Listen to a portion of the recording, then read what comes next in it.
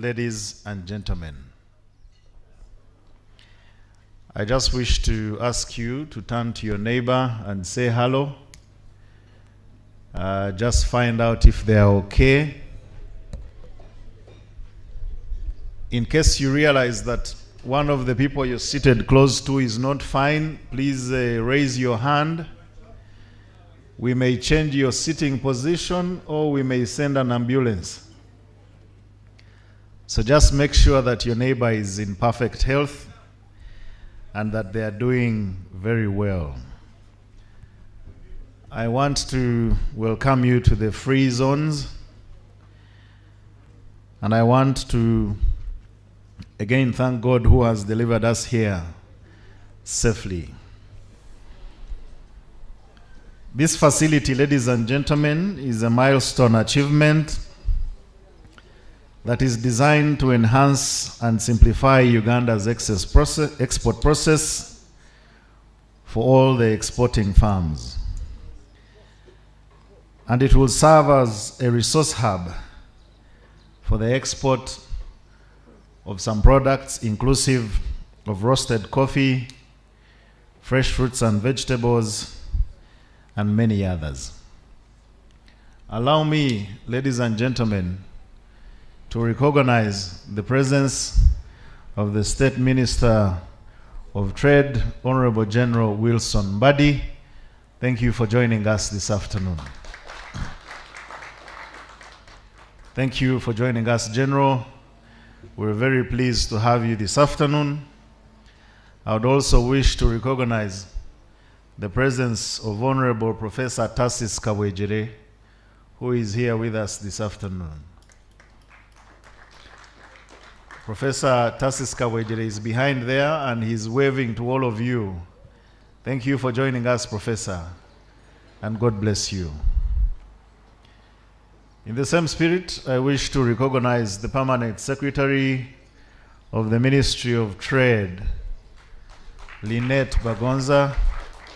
Thank you for joining us this afternoon, and thank you for all the services that you offer to this country. In the same spirit, I wish to welcome and recognize the presence of Ambassador Eli Kamahunje, who's representing the Ministry of Foreign Affairs. Ladies and gentlemen, I also have the honor of introducing the Deputy Ambassador, the Deputy Resident Rep of UNDP, who's now the Acting Ambassador, Ambassador Ian King. Thank you for joining us, together with your team that has made it here this afternoon. H.E Alinda has been very instrumental in making sure that the warehouses that we have today are in place, and he has worked tirelessly with the Free Zones Authority to make sure that we are here and that the exports of this country have a seamless sail through to other markets that we have found. Mr. Stephen Asimwe is the ED of the PSFU, the Private Sector Foundation, and he's here with us. We also want to thank him for having joined us this afternoon. Mr. Cleopas Ndorere is the Commissioner of External Trade in the Ministry of Trade, and he's also here with us. Thank you, Commissioner, for joining us. Mr. Fred Zake is the ED of HortiFresh, which is an association that brings together all exporters of fresh fruits and vegetables. His Excellency Mahmoud Huda, the Honorary Consul of Bangladesh, is also here with us. He's a member of HortiFresh and also represents Afrishamba. Dr. Mbonye, together with your wife, we also want to take the opportunity of welcoming you here, and they're from the Grain Council. I know, and I have also seen, that Masheda Foods is here with us, and we are partnering with them to open a new trade hub in the Democratic Republic of Congo. Rene Industries, that deal in pharmaceuticals, have also joined us this afternoon to witness this milestone today. Thank you, Rene, for joining us. I also know, ladies and gentlemen, that in our midst we have our China trade rep, Victor John. Please, thank you for coming. The good people from China are here with us, and thank you for sparing time for this event.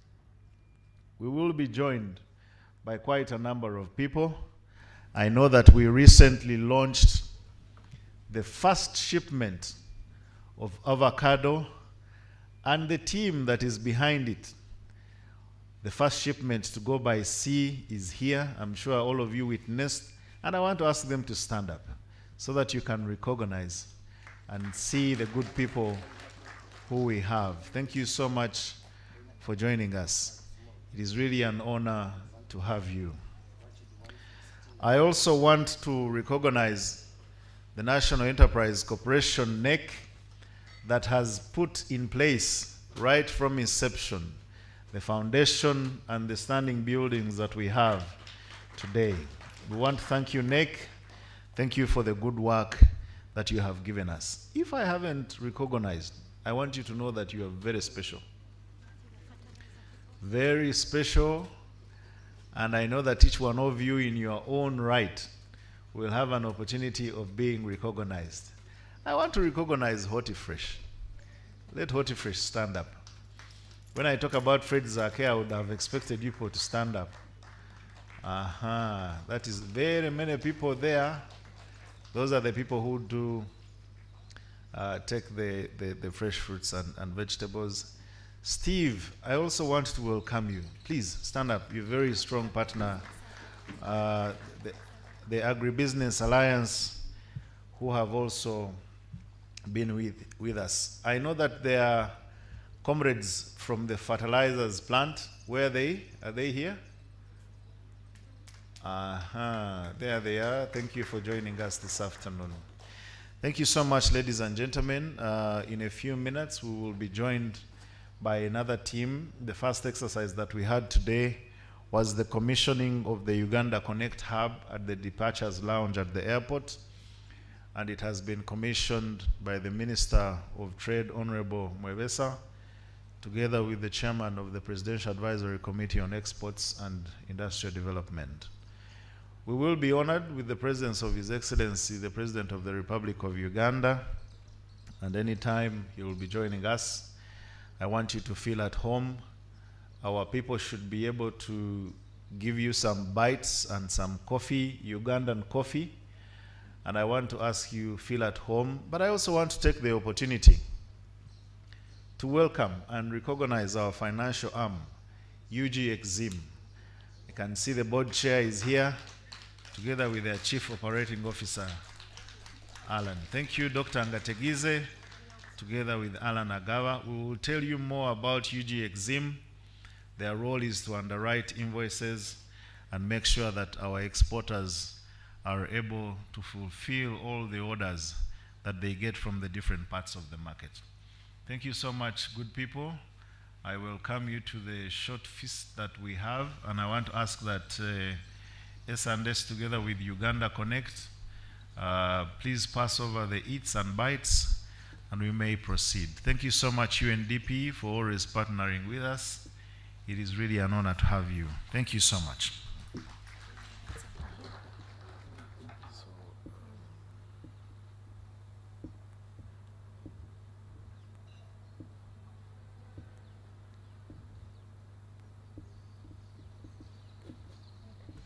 DJ, you may give us some music.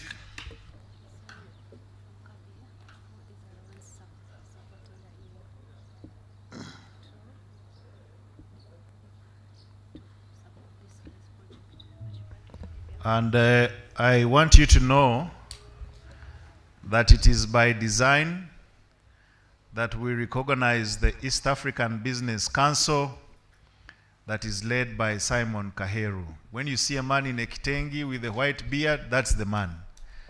And right there behind, he's waving at you. Thank you, Simon, for joining us.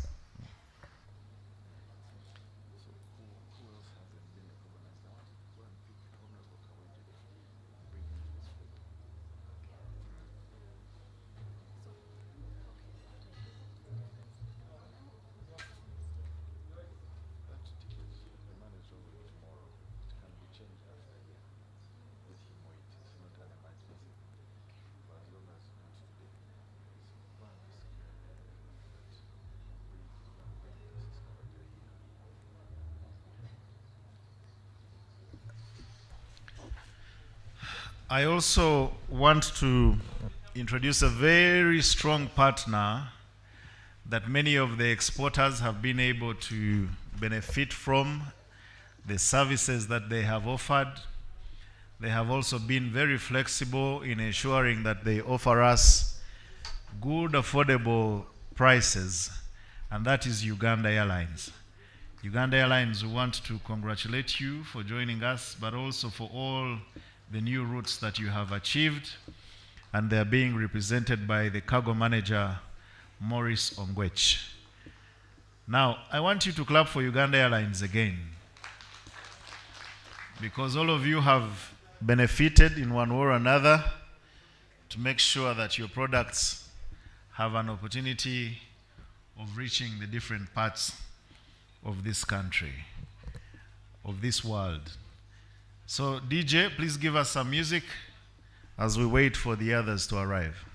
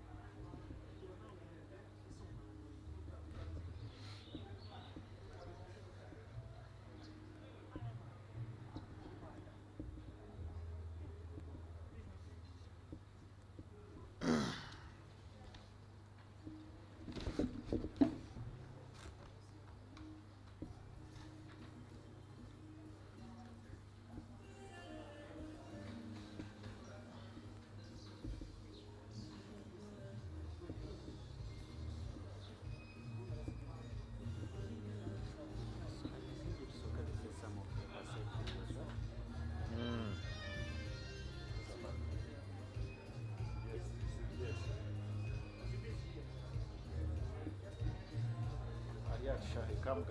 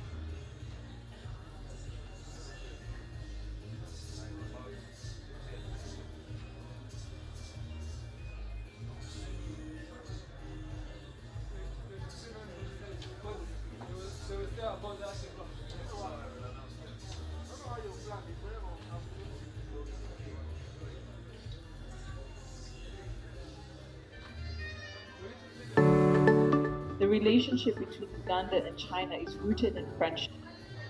The relationship between Uganda and China is rooted in friendship and we therefore view each other's development as its own opportunity, and together we seek to promote mutual development and prosperity. You are not meeting just government people, you're meeting government people who have a sense of business and what to do for Africa. And we will really work with you to ensure that we can achieve the strategic objective for C&D, but also for Uganda. We have 16 million cows.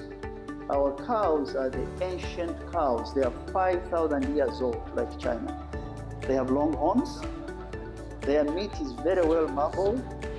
It has yellow fat. Yellow fat does not cause cholesterol. White fat causes cholesterol.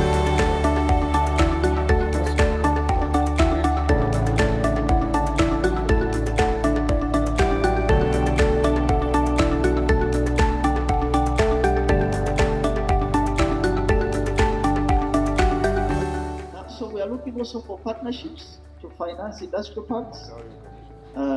We want industrial parks for export within Africa. We're trying to find a way to finance Ugandan companies. Well, now we can finance Ugandan companies, but we can do it in partnership.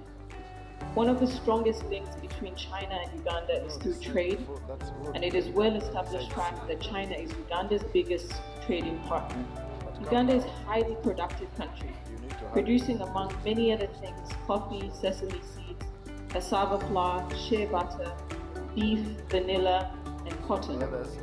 The agricultural sector is an extremely important sector for Uganda, contributing 32% of GDP and employing 72% of the population. China offers market opportunities that both our countries see as mutually beneficial, and this is one of the reasons why China has granted zero tariffs on 98% of taxable items from Uganda. And for me, the mega element is that 20,000 stores. Just allow me in each of those stores to put 10 kilos of Uganda coffee so people can see from Uganda. Then they will start to ask. We need to set up some standard in Uganda which can match the market requirement from China.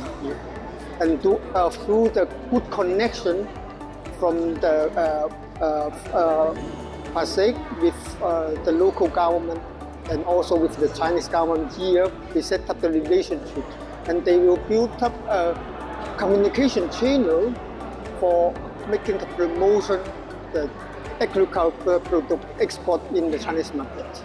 This is a fantastic opportunity to negotiate retail direct, consumer direct coffee consumption from Ugandan coffee beans.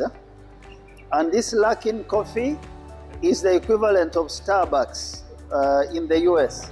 And so we spent time here understanding how they buy, in what quantities, from who they buy, the quality standard required, the financing required, and we're starting the process of speaking to their procurement managers, their buyers, to help us get to the nitty-gritties of how you get to this very large market of China.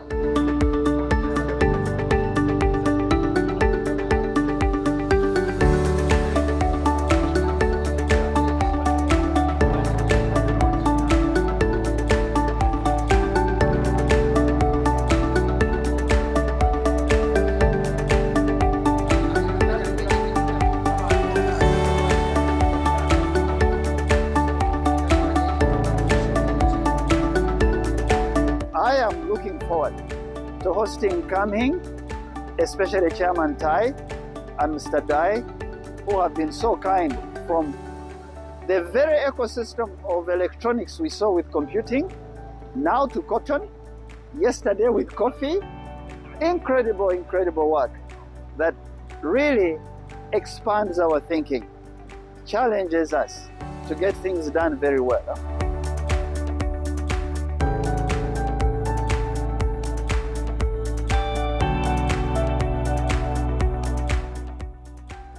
We're here to make sure that we can come out with a common position to present to the government of Uganda on what we have agreed to do, and to the government of China. We want to make sure that our outcomes are reflected in the September FOCAC summit.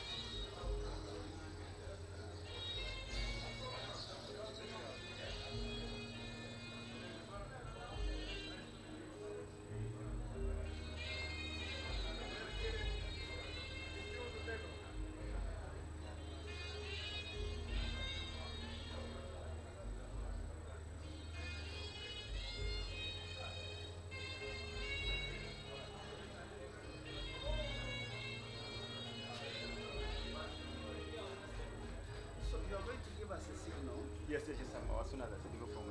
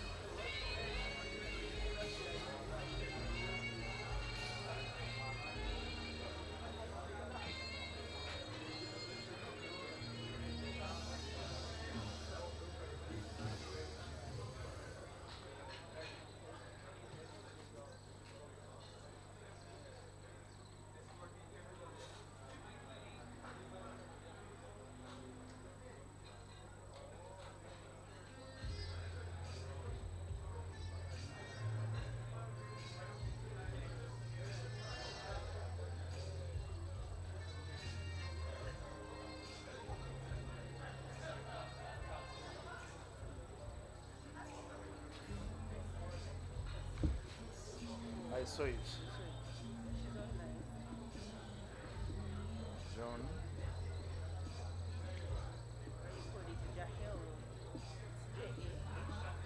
Let me write it the way I will pronounce it. Jail what?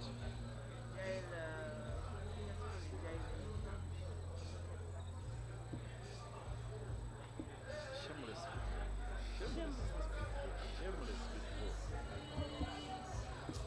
Somebody can be up on the rock on a subject. That is for your desire or attention. I want you to go to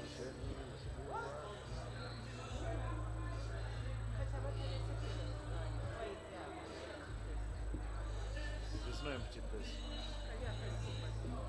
Kawe, machine.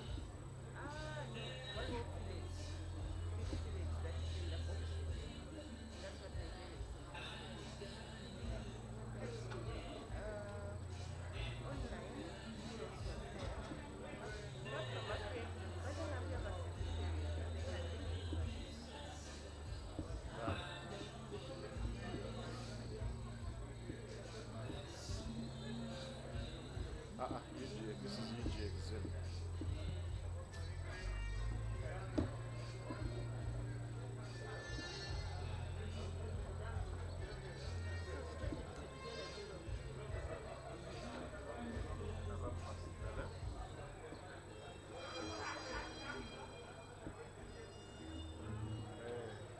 You add him on, like I had said. Hello? Hello?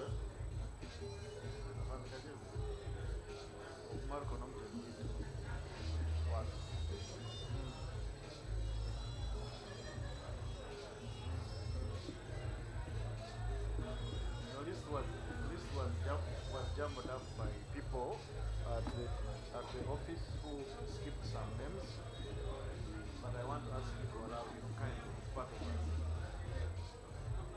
Please. Yeah. I will sign. I will.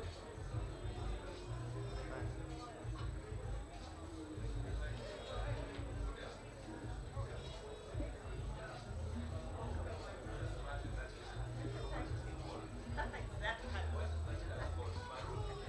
I don't know the people who went to nursery, no better.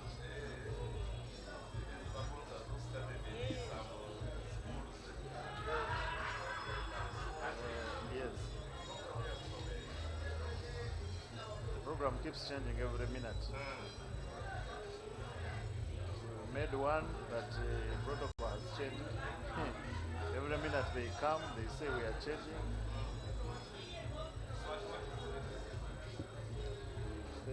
The Arigavas are giving me the latest that they have agreed upon. That's what I'm waiting for.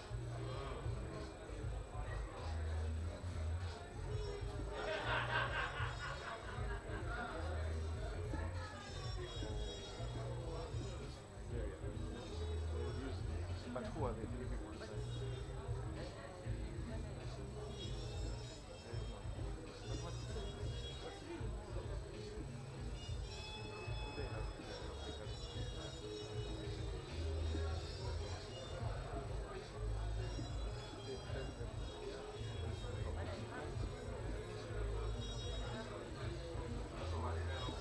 Cut.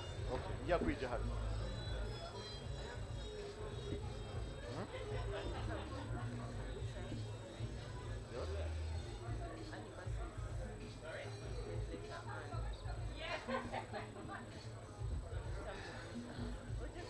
Gundi ajja kubyogerako amwogereko bwogezi naye abantu baffe balaba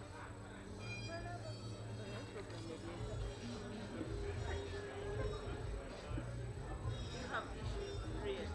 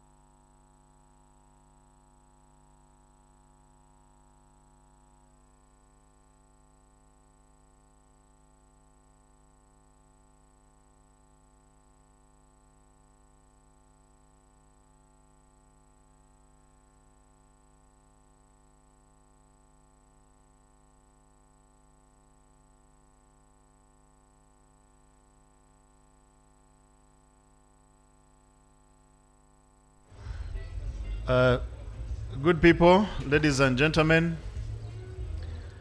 I want to greet you yet again and say good afternoon.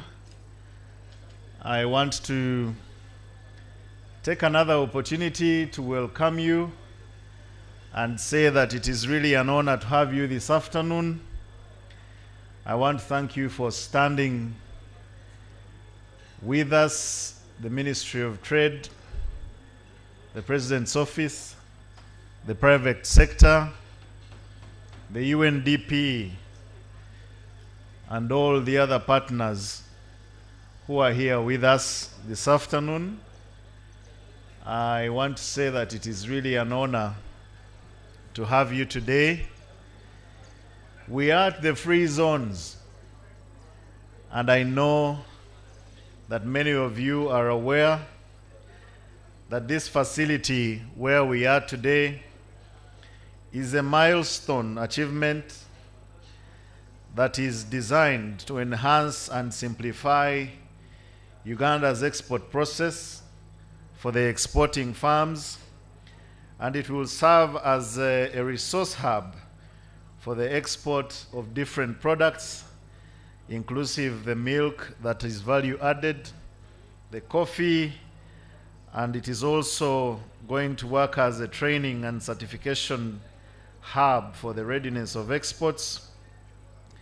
I know that we have quite a number of partners that I will introduce to you in the shortest time possible. I want to ask that you all pick a quick bite, and in the next 1 minute, the program will be beginning. Welcome, DJ, just give us a song, and we will start in a few.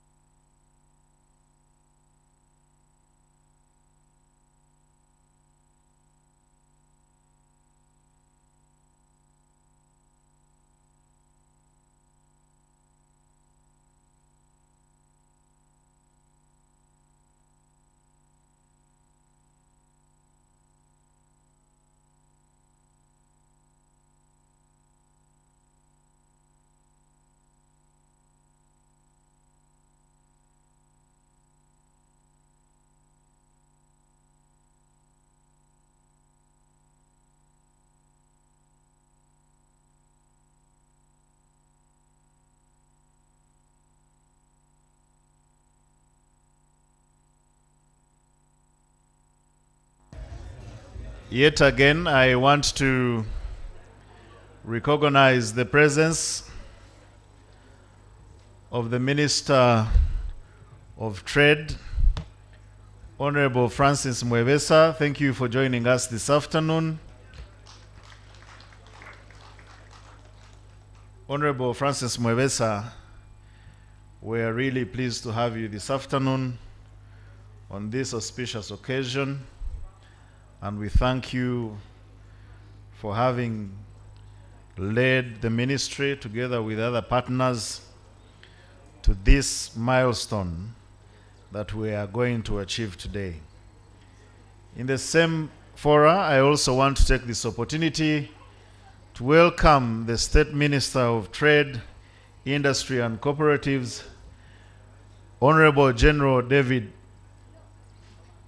my apologies, Honorable Wilson Mbadi. Thank you for joining us, General. We are really honored to receive you this afternoon. Ladies and gentlemen, allow me also take this opportunity to introduce to you Honorable Professor Tarsis Kabwejere, the former minister in our government, now a lead farmer in the tea sector. Thank you for joining us this afternoon.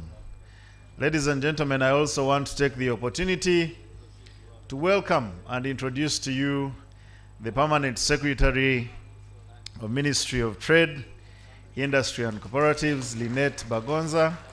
Thank you for joining us and being with us this afternoon. I want to take the same opportunity to welcome distinguished guests, our partners, the different MDAs that have joined us this afternoon. And I want to take this opportunity to introduce and welcome the Deputy Resident Rep, Ambassador Ian King from UNDP.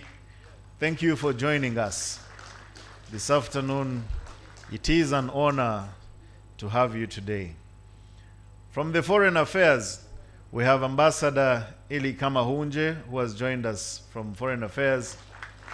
Thank you so much for joining us this afternoon. Mr. Stephen Asimwe comes to us from the Private Sector Foundation. Mr. Fred Zake is the Executive Director of Hortifresh. Commissioner Dr. Paul Mwambu joins us from the Ministry of Agriculture, and he's in charge of the certification. I also want to recognize the presence of Commissioner Cleopas Ndolere for External Trade, Ministry of Trade. Thank you for joining us this afternoon. I also want to take the opportunity to welcome and also recognize the presence of Mr. H.E Alinda, who, together with the Free Zones, ensured that this space is in existence and also contributed immensely to the growth of this sector. His Excellency Mustafa is the Honorary Consul for Chad. He's also a flower exporter, together with fresh fruits and vegetables. Thank you, Your Excellency, for joining us. His Excellency Mahmoud Huda is also a member of Hortifresh, and he also joins us from Afrishamba and Mairie. Rene Industries deals in pharmaceuticals, and they're here with us. We want to welcome you and thank you for honoring our invitation. We also have Tomosi Group of Companies, led by Mr. Michael Muyunga, who's here with us. Thank you for joining us. The NEC, the National Enterprise Corporation, is here with us, and the project manager, together with the team, are here. We want to thank you for all the works that you have done so far, and we want to say that we have a lot of trust in you to deliver as expected. Mr. Simon Kaheru comes to us from the East African Business Council, and we want to welcome you for having joined us this afternoon. Christine Alokit is from CABI, the European Union, and we want to say thank you so much for coming to witness the milestone that Uganda and the trade industry has achieved. Mr. Maurice Ongwech is the cargo manager of Uganda Airlines, and they are our partners who are helping us in the region and other markets to ensure that our products do reach these markets safely at an affordable cost. The Grain Council is represented by Dr. Mbonye together with his wife. We want to thank you for joining us this afternoon, and it is such an honor to have you today. Our financial arm, UG Exim, is led by Dr. Ngategize, accompanied by Alan Agava, the Chief Operating Officer. Thank you so much. We have so many people from the private sector. Ladies and gentlemen, we have Jessa that is present. We have Masheda that is our partner and is going to partner with us in opening a trade hub in the Democratic Republic of Congo. I know for a fact that John Magne is here and he comes to us from Jail Limited. We want to thank you because he's exporting coffee and he has done a lot of value addition.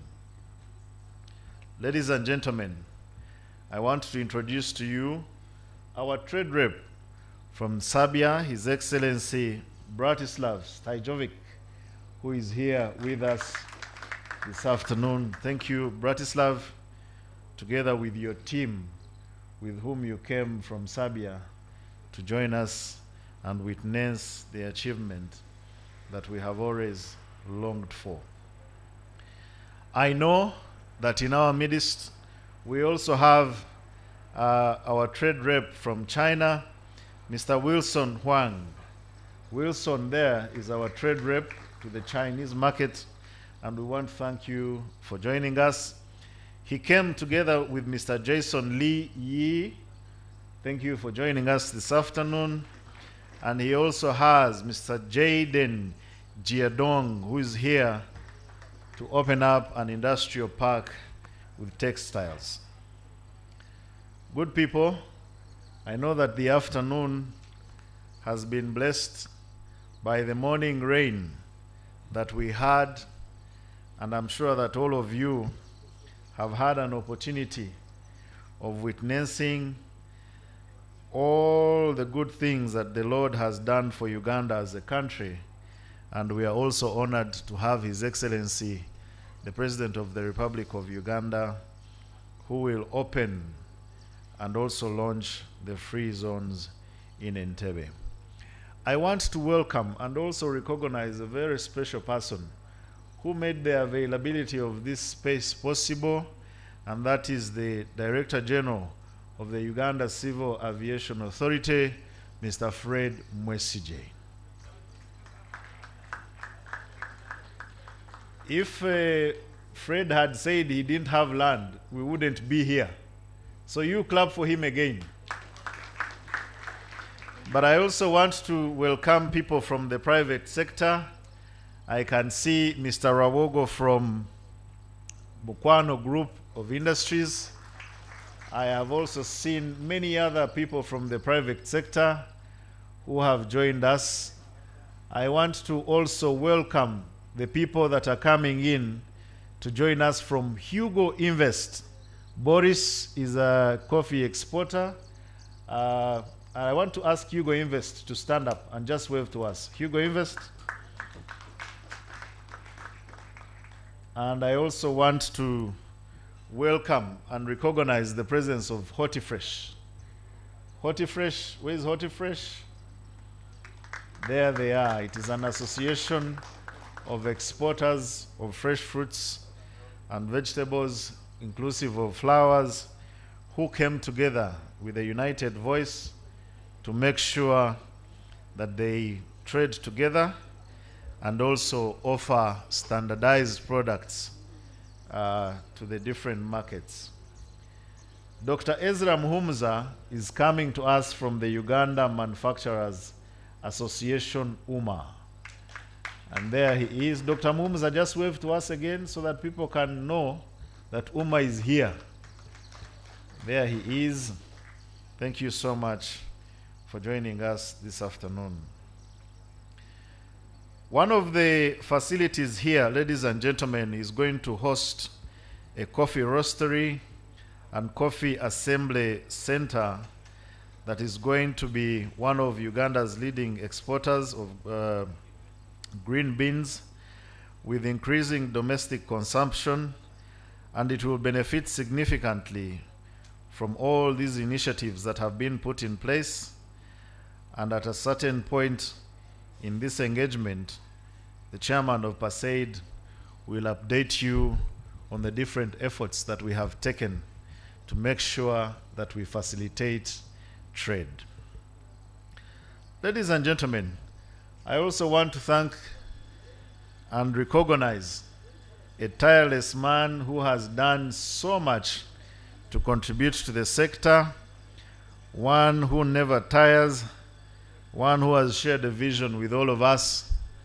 And I want to say that thank you for all that you render to this country.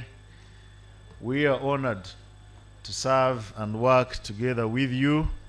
And ladies and gentlemen, I want to ask you to put your hands together for Chairman Odrek Rawogo.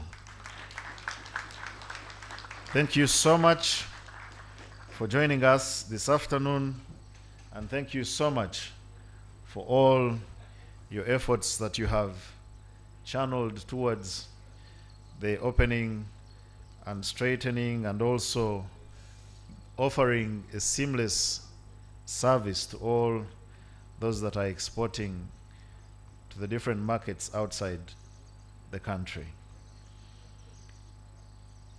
I just want you to turn to your neighbor again, ask them if they have had a bite. If there is somebody who is hungry, notify us. If there is somebody who is asleep, tell them the cameras are watching. If there is somebody who is very unhappy that this day that the Lord has blessed has come, you also notify us so that we can make sure that we at least do whatever it takes to make sure that their mood changes. I want to quickly take you through the activities that we will have today. We will have an opportunity of receiving His Excellency, the President of the Republic of Uganda, and this will be done by our ministers together with the Permanent Secretary. We will also have the Chairman of PASAID join them together with the Director General of CAA and also the Permanent Secretary.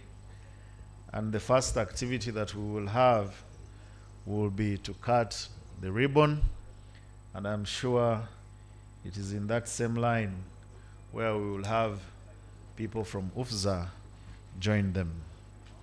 I want to also recognize the Vice Chairman of PASAID, Mr. Moses Sabiti. Mr. Moses Sabiti is a seasoned trade expert, and those of you who know Trademark Africa, formerly Trademark East Africa, he served there and also helped us in opening the different one-stop border posts, and now he's the Vice Chairman of PASAID. Mr. Moses Sabiti, thank you for joining us. May we give him another round of applause. I also want to welcome all the staff of Ministry of Trade. Can we have the staff of Ministry of Trade? Just kindly stand up so that we can recognize you. That is Georgina. We have Commissioner Ndolere and the others that have joined us this afternoon. PASAID, can I have all the staff at PASAID just stand and wave? PASAID. That is the team from PASAID. We want to thank you for joining us this afternoon. Allow me in a special way also recognize UNDP. UNDP has been one of our strong partners in all our endeavors to ensure that we have trade simplified and also fostered in the easiest way. UNDP, thank you for joining us. Your Excellency Ian Kang, we want to thank you, Ian King, for joining us this afternoon. I introduced the trade rep of Serbia. I also want to recognize and introduce to you a special gentleman who has opened doors for us in one of our countries of Africa, and that is Annie Bassi. Mr. Annie Bassi will be unveiled to you at a later time, but he has been very instrumental in making sure that all our efforts in Nigeria are fostered very well. He has opened very many doors to us, and we want to thank you so much for having been instrumental into farming this relationship. We have people who are online, FEDA, and I want to welcome them. I don't know if they can see us. FEDA, is anybody from FEDA online? Can they see us? Can they hear us? People who are doing the live feed, can we have and check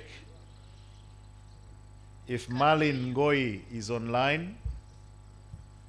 Marlin Ngoi is the CEO of FEDA. And those of you who don't know FEDA, you will be able to understand the contribution that FEDA has had. Marlin, can you hear us?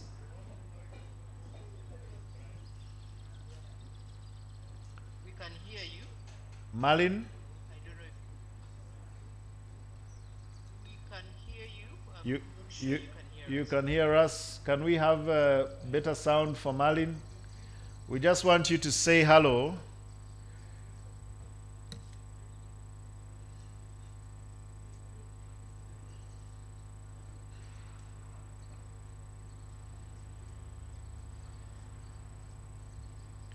FEDA is the Fund for Export Development in Africa. And we will have an update on FEDA so that all of us that are here are able to have a deeper understanding. Thank you for joining us online, Marlin. And can we have better sound for Marlin? Victor? Emma, is it now okay? Marlin, can you hear us? Are you able to say hello to the people?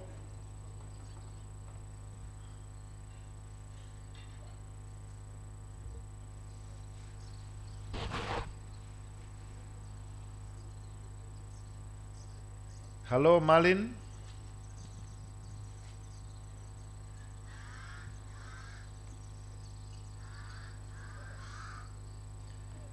I think technology is being technology. But I just quickly want us to move a microphone to the exporters so that they can, a few exporters, so that they can tell us what they deal in. They tell us about their products as we wait for the next item on the agenda. Can I have a microphone, please? A microphone. And do we have Jonathan with us? Please move the microphone to the different exporters that we have. Quick introduction of their name and some of the products that they deal in. We could start with the, okay, a few exporters. Just quickly tell us your name and what you're dealing in. This is also an opportunity for you to advertise your business. Yes, a great pleasure. My name is Michael Owino, Director, Tropical Dynasty Agencies. We have been exporters for about 18 years now, exporting fruits and vegetables across the world, to Europe, the Middle East, UK. We do a number of exports, basically fresh fruits and vegetables, fresh foods. We're also moving into dried fruits. and health drinks. And we are exporting the Great Lakes region as well. That is to Kenya, and we are moving to DRC and then Southern Sudan. Okay. Thank you. Thank you so much. Give him a round of applause. Ladies and gentlemen, I am happy that Marlene Ngoi is online. She's the CEO of FEDA, and FEDA is the Fund for Export Development in Africa. Marlene, you may now speak to us. We can all hear you and very eager to hear from you. Thank you very much. I hope that you can hear me very well now. Yes, we can hear you. Okay. We can hear you. Thank you. Good afternoon, everyone, esteemed colleagues, to the high authorities. Thank you very much for having us today with you in this very, very important event. My name is Marlene Ngoi. I'm the CEO of FEDA. FEDA stands for the Fund for Export Development in Africa. It's actually the investment arm of Afrexim Bank, which has been a long-time partner of the Republic of Uganda, but also other African countries for the past 3 decades. And so FEDA was actually put together, was established to see that in a lot of the ambitions that we have, as you know, financing is key. And that whilst we require debt financing for a lot of it, oftentimes we also require what we call patient capital. So it's capital that comes as equity or quasi-equity, where we are really owners in the project or in the business, when we can make decisions together at the board level, at the governance, and ensure that we can focus on ambitious projects that sometimes takes years to develop without worrying about interest expenses or reimbursement of debt, that we actually come in with an instrument, like I said, that is equity, which is, we are essentially co-shareholders, where we participate in the upside, and we take the downside together when there is some, and most importantly, we collaborate on the governance to make sure that we are landing where we want to get. So as you know, FEDA is pretty large now. We are managing $1 billion worth of commitment. More than half of that amount has already been deployed into very tangible projects. I'm going to focus on Uganda, but we are active across the continent, based here in Kigali, but very much with a Pan-African mandate. And if I was to focus on what we've already done in Uganda through our various investment strategy, I would say that we have been involved in the first very ambitious project is that we are in very advanced stages of building an Africa trading center. That's a project that is going to be $100 million of estimated cost. It will have apart hotel, offices, conference centers, parking. The groundbreaking ceremonies planned for very soon, and the target completion date would be in 2027. That's something that we're very serious about. There are several other African trade centers that we're building across the continent, in Egypt, in Zimbabwe, but Uganda, as you know, is one of them, and we're very proud to do so. In terms of the companies, the private sectors that we've supported in Uganda, we supported for $78 million worth of investment. We are an investors in Liquid Telecom that you must know. We are a shareholder there. We have given with our private credit facility funding to ETG, which is also very present in Uganda. We are focused on financial inclusion in Uganda as well. We've recently invested through our private credit fund in Watu Holding, and then we're currently looking at the electrical vehicle opportunities in Uganda as well. And so it's to tell you that we're already very active in the country. The same is true of the rest of the countries that are members of FEDA. We always like to focus on our members first, and would encourage everyone to become a member of FEDA very rapidly to continue to benefit from this support. We're also a very large shareholder into Arise IIP that you must know. So that gives you an overview on FEDA. We're ambitious. We're currently managing 1 billion, but because of what we do, which are very good projects that are sustainable and highly impactful, a lot of investors have an interest in what we do, and so we hope that by the end of next year we will be close to $2 billion under management, and that we can continue to have the positive impact that we have on Africa, promoting industrialization, value add, export. We want to see Africa add more and more value to its export, and obviously intra-African trade as well. I would just, as a reminder, remind everyone that we're also the manager of the AFCTA Adjustment Fund, which was done under the auspice of the African Union and AFRICSIM, and so we're deploying this capital. Actually, some of the transactions that you've heard comes from this pool of capital, and so we're still very bullish in supporting that mission, and wanted to thank you for the opportunity to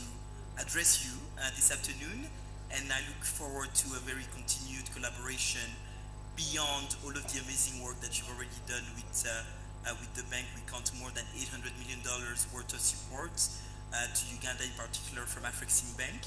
I've announced the numbers for FEDA. Some of it has already been done, and so we look forward to more to support our prosperity.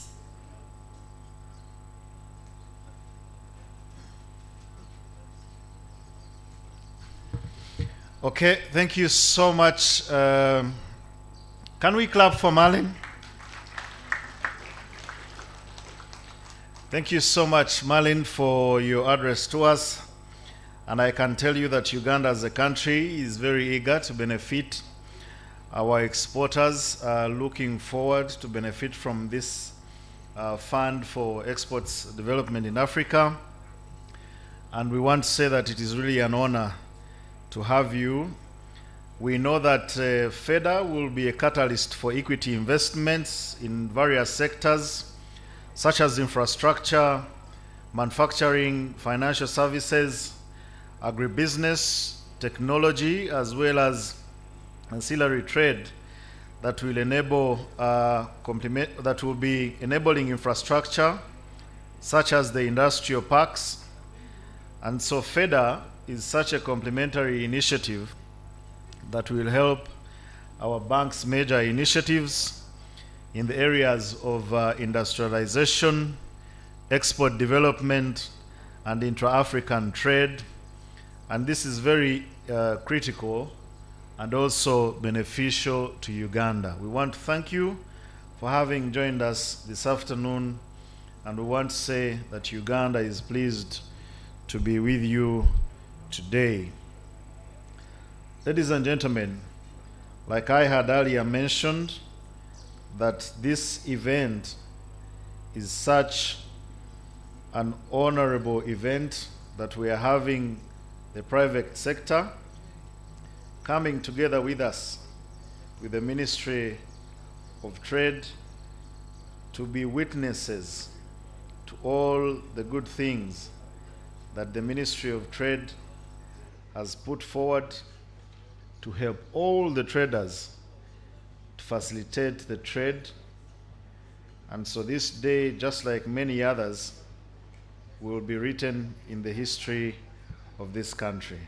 And I want to clap for ourselves. Let us all clap for ourselves. And as I had earlier mentioned, that this facility is a milestone achievement that is designed to enhance and simplify Uganda's export processes for all the exporting firms. And we are honored that His Excellency, the President of the Republic of Uganda, will be launching and also opening up the facility. Also, as earlier had been mentioned, this will be a resource hub for the export of roasted coffee, fresh fruits and vegetables, and the hub will offer training and certification readiness, aggregation, sorting, and packaging services, where we will have the EU-grade pack house. We will also have an opportunity for value addition by transforming lower-grade produce into high-value products to reduce waste and also the shared facilities will service and also create economies of scale, and they will help us to lower costs and improve efficiency, particularly for small-scale producers who cannot afford individual pack houses or cold storages. Thank you so much, ladies and gentlemen. I will come back here in a few, and I'll ask the DJ to give us some music as we move on to the next item on the program. DJ?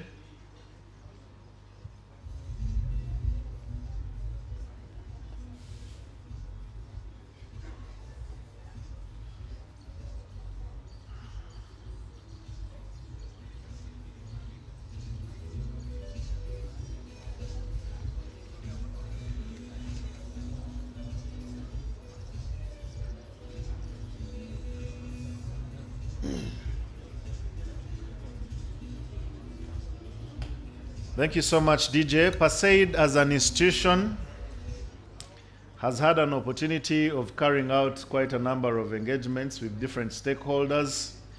We have documented our work, and I want to take this opportunity to use the few minutes to have a few of our videos play so that you can be able to see the work that we have had as we anticipate for the arrival of our chief guest, His Excellency, the President of the Republic of Uganda. DJ, please give us the videos, PASAID videos, that we have used to document our work and the many other engagements we have had.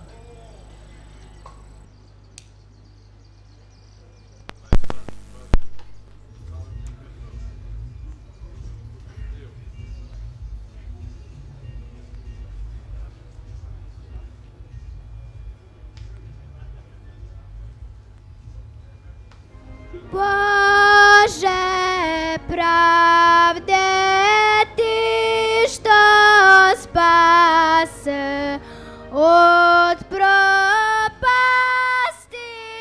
досад нас, чуй и отсад наше глаз, и отсад нам буди спас.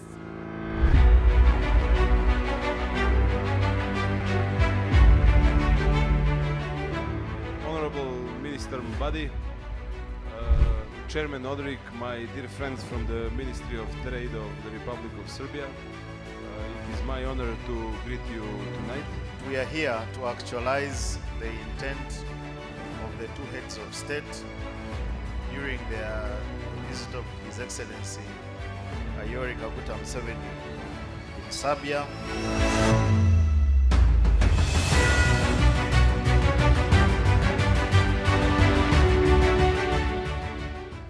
I am so pleased that after about 2 years of getting to work with my brother Bratislav, those 24 months are producing something of what I consider is a strategic breakthrough for the relationship between not just Serbia, but the Balkans and Africa.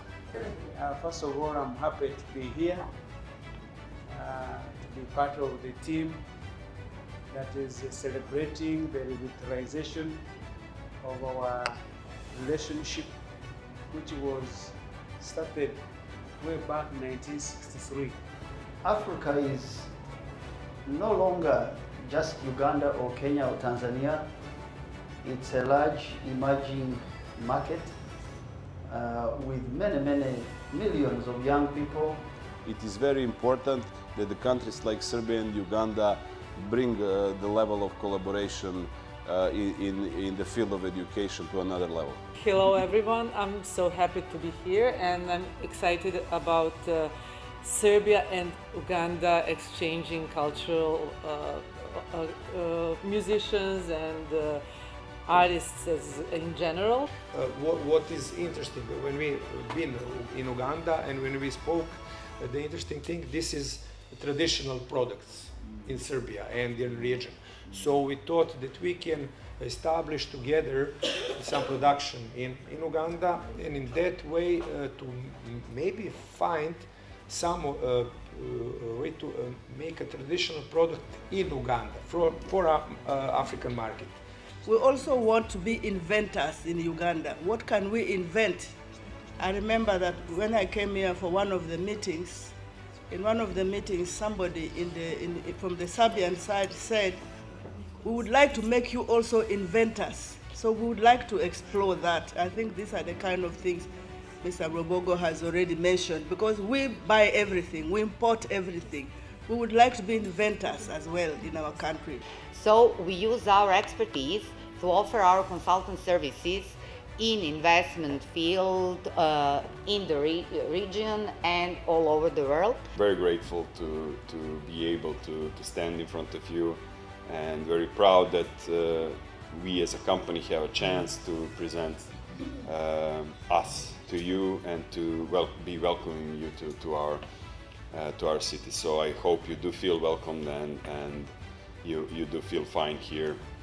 We have a couple of roasteries here, one in Serbia, one in Croatia, one in Slovenia, and we have a partner roastery in North Macedonia.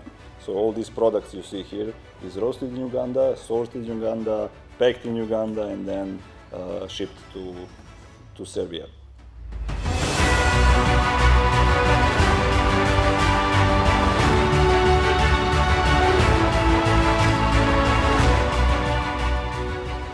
Uganda has the best climate in the world, the best temperature in Kampala is around 97 centimeters degrees Celsius all year around, it's in the equator. You can grow almost anything when it comes to agriculture, which is very specific for what's coming from Europe. They have even 2-3 harvesting seasons a year.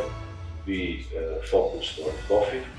Uganda is saying process your products at home, whether they are minerals, like two great minerals called calcium and rubidium, which are used in satellite technology, which we have in Congo and Uganda. Process them at home. Whether it is lithium, process it at home and share it with the world and leave some value at home. Whether it's coffee, do the same. Number 2, distribute products at retail, wholesale, restaurant, consumer level, and have storage facilities. We highly appreciate the fact that the Republic of Uganda supports the territorial integrity and sovereignty of the Republic of Serbia, as well as the principles of the international law. I am convinced that the excellent bilateral cooperation between Serbia and Uganda will be continued and strengthened at all levels, but especially in the field of economy. We in Serbia still vividly remember the time when Uganda was one of the most important economic partners in the Slavian Africa. This is our start of our journey in adding value to Uganda, and at the start it was very, very difficult because here or around here nobody believed that it's possible that we can do that, but after 1 year we have really good results, and Ugandan coffee is around us now. We have a Uganda Connect brand that is now well known here after 1 year.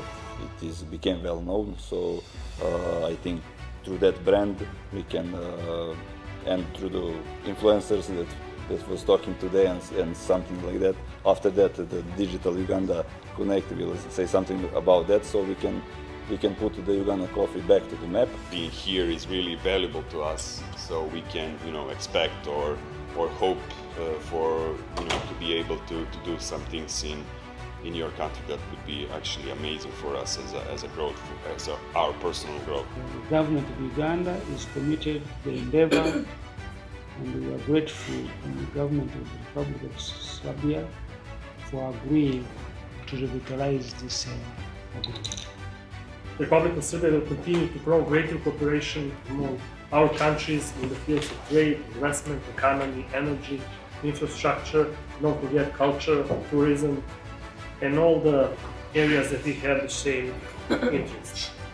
I think we can and we have to do much more in our cooperation to make our trade more balanced, much bigger, with a lot of new investment, and I think this is another one big step. I want to conclude by thanking President Vučić, who was really kind to receive President Museveni, because these two leaders think alike, and they are holding our regions together, and they have a strong historical connection, and this is not a very common value in the new world, where people want to force leaders to think their thoughts or to please one part of the world. These two leaders, they think differently and independently, and they are a blessing to the people of Serbia, the people of Africa.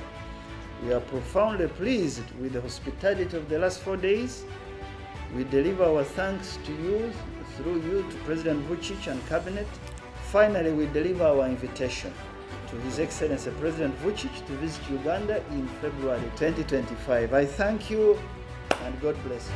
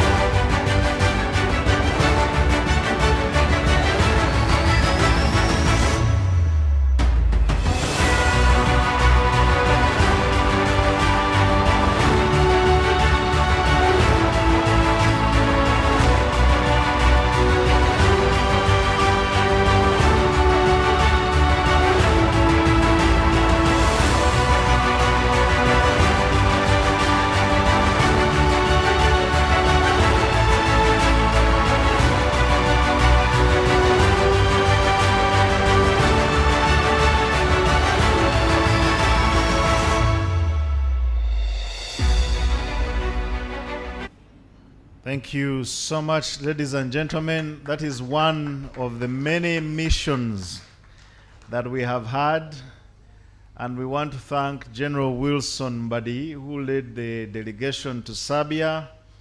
General, thank you. So you clap, people clap for General Mbadi. You don't know how much he did during that trade mission. We want to thank Honorable Francis Mwevesa for having delegated him and for having trusted him to lead us on that trade mission. Thank you so much. I believe and think that trade deserves another round of applause. I know for a fact that there are some entities that are going to occupy the free zones, and I want to take this opportunity to ask Hortifresh to come and tell us what this means to them. And I want to ask both His Excellency Mahmoud Huda and Fred Zake to step forward, and each one of them to use a minute to expressively tell us what this means to the sector. Hortifresh, please come and speak to us. Mahmoud Huda and Fred Zake. Fred Zake is a lawyer and a diplomat. Even when you hear Zake speak, I have ever been in an engagement where we were having a quarrel with Zake, and Zake said, "You finish quarreling, then I will tell you my side of the story." And when we thought he was also going to quarrel, he said, "All protocols observed." I said, "Zake, how do you observe protocols in a quarrel? You just start right away, isn't it?" So, good people, just tell us what this means. Fred Zake, come on first, and then Mahmoud will come on next. Just take the shortest time, quickly, and then we can go on to the others. Thank you so much, Matthew, for the kind words. Honorable ministers present, permanent secretaries, commissioners, directors in government, ambassadors, our colleagues and partners from Serbia, distinguished delegates from both government and the private sector, our board members who are representing HortiFresh, our partners. We have associations that are part of the Horticulture Consortium, our development partners, I see the EU. Above all, our colleagues and friends from PASAID, the Minister of Agriculture, Minister of Trade, Minister of Finance, all protocol observed. Today is an important day for the fresh fruits and vegetable sector.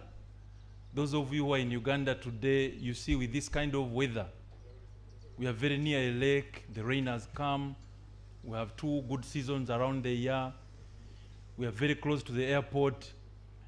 We can effortlessly produce.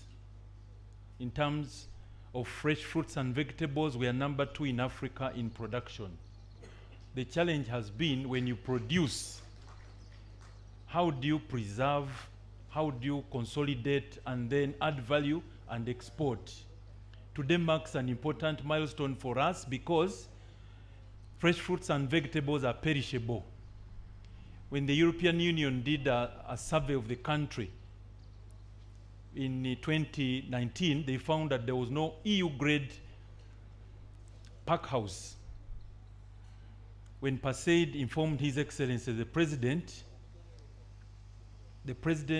offered that they will provide a facility for fresh fruits and vegetables here, and that's one of the reasons we are here today.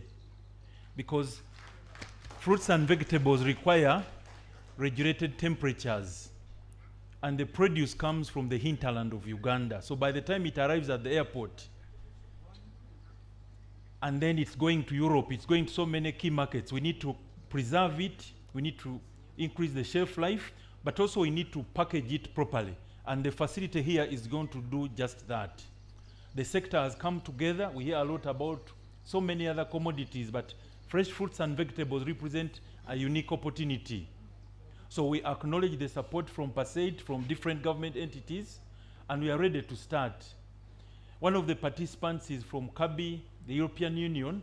We've been talking to them, and they are lining up over $10 million to support both the Ministry of Agriculture and the private sector to tool this facility. But the starting point is the government to provide this facility. The EU and others come in to contribute. Our exporters are here. We are ready to move forward. We acknowledge the presence of Uganda Airlines. We like our fresh produce to be shipped direct from here to the destination countries, instead of going and then it's offloaded and then packed again. So that partnership with Uganda Airlines will lead us to places. We welcome the expansion. We like the new route that is coming to the UK. We also welcome cargo planes. So as private sector, we acknowledge the support from government. We pledge our commitment and readiness to expand production and also to focus and prioritize. Out here, we've called it a center of excellence. We are going to have training rooms. We are going to have a model pack house. We are going to have meeting rooms, laboratories, and exit point infrastructure for fresh fruits and vegetables. This will be a model which will be replicated. We also want regional centers, Noya, Kabale, Barara, so that the country can enable the fresh fruits and vegetables produced to be evacuated. So today we celebrate, we acknowledge the support from government, and as private sector, let's stand together so that we can also achieve what other sectors have done. We acknowledge the partnership with Mahmoud, who has been closely working with us as we approach government, and we pledge our commitment to work together, add value, and increase our exports so that we can provide jobs for our youth, for our people. I thank you so much.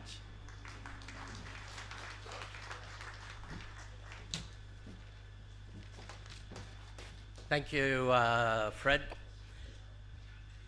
Honorable Ministers, Permanent Secretaries, Commissioners, Executive Directors, and the Chairman of PASAID. I'd like to thank you first for giving me this opportunity to tell you a little bit about our company and the vision of what we are trying to achieve. As you have heard, we will be one of the occupiers of the first unit over here, and that will be run by a company called AFCTA Ventures. AFCTA Ventures will focus on marketing, processing, supply chain management, value addition, and compliance. It will have 3 growing regions. Number 1 in Kasese, where we will do onions, chilies, and ethnic vegetables. The second one will be in Central, which will be Maire Estates, which will grow fresh herbs, concentrate on value addition, and to build technology in order to make sure that we are competitive in the marketplace. The third growing region will be in Kapchora, where we will grow products such as peas, Monge 2, sugar snaps, and asparagus, mainly for the market in the United Kingdom and the Serbian market.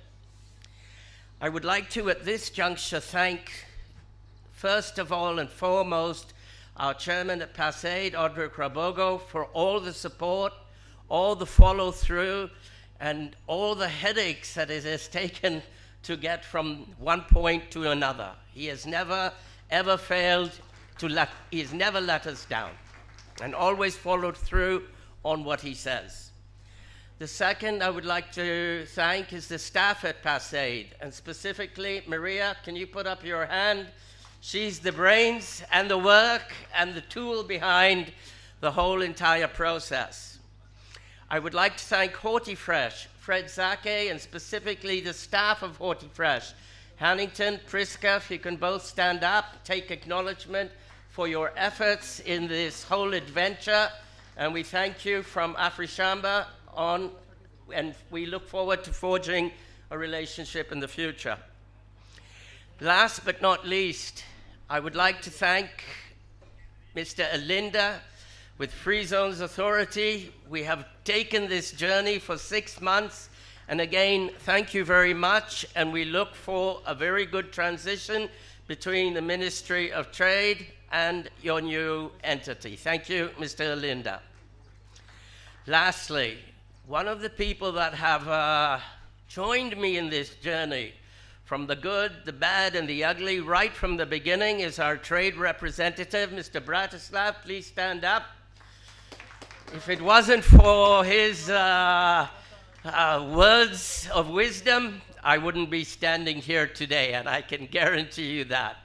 And again, Boris, our road trip from one end of the Balkans to the other end, thank you again for your words of wisdom on how the supply chain works.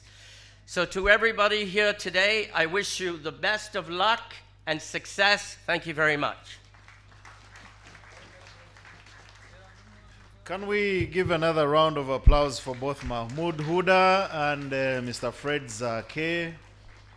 HortiFresh is a composition of a number of companies that came together as fresh fruits and vegetable exporters to make sure that they supply the markets, but also to trade as an entity. And there are many other companies that you have not seen here, such as Thomas and Company.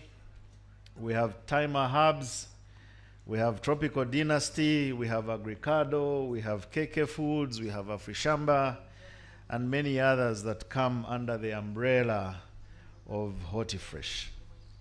Ladies and gentlemen, now I want us to hear from Hugo Invest.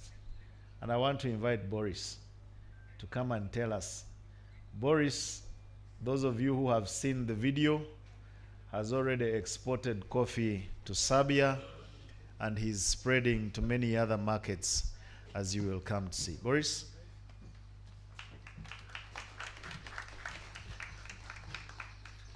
Thank you, Matthew. First of all, thank all of you for welcome us so nice every time when we come here. So me and all my team that is here with me we are all feeling like home every time when we come to Uganda, and for all things that we are trying to do here, and you are supporting us. So thank you all for that, first of all. And now, what this facility means to us, it means a lot, because when we started this journey, it was very, very difficult. You all seen the short movie that was emitted, that what we have done until now, but from this facility is going to be a new beginning, because now we have space where to bring the best coffee of Uganda, and where can we add value in, where can we roast, and from where we can distribute that coffee like a final product to the Serbia first, and then to the Europe and the rest of the world. So this facility means a lot for us. It's going to be put a lot of effort also to work with, and besides the coffee, we are going to assemble espresso machines also in this facility. So it is going to be, let's say, a big factory of coffee and of coffee needs also. So thank you all for that, and see you next time.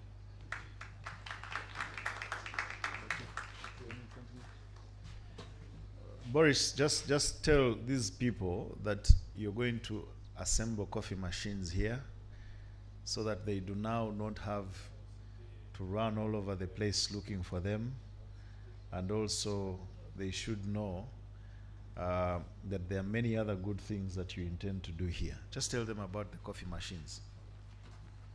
Yeah, about the coffee machines, like everywhere else, there is a lot of, let's say,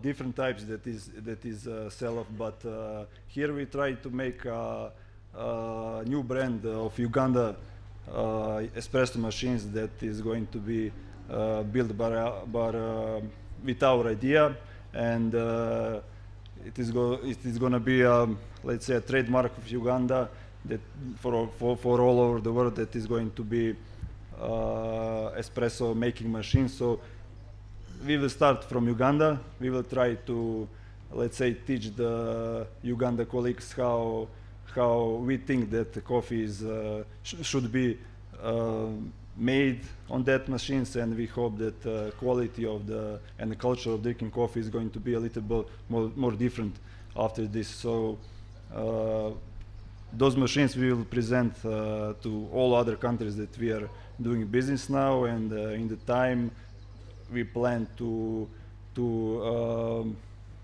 let's say switch to Ugandan espresso machines to all Horeca business that we do. So for us it is also a big change in our business, and it's not easy, but we will put additional effort for that.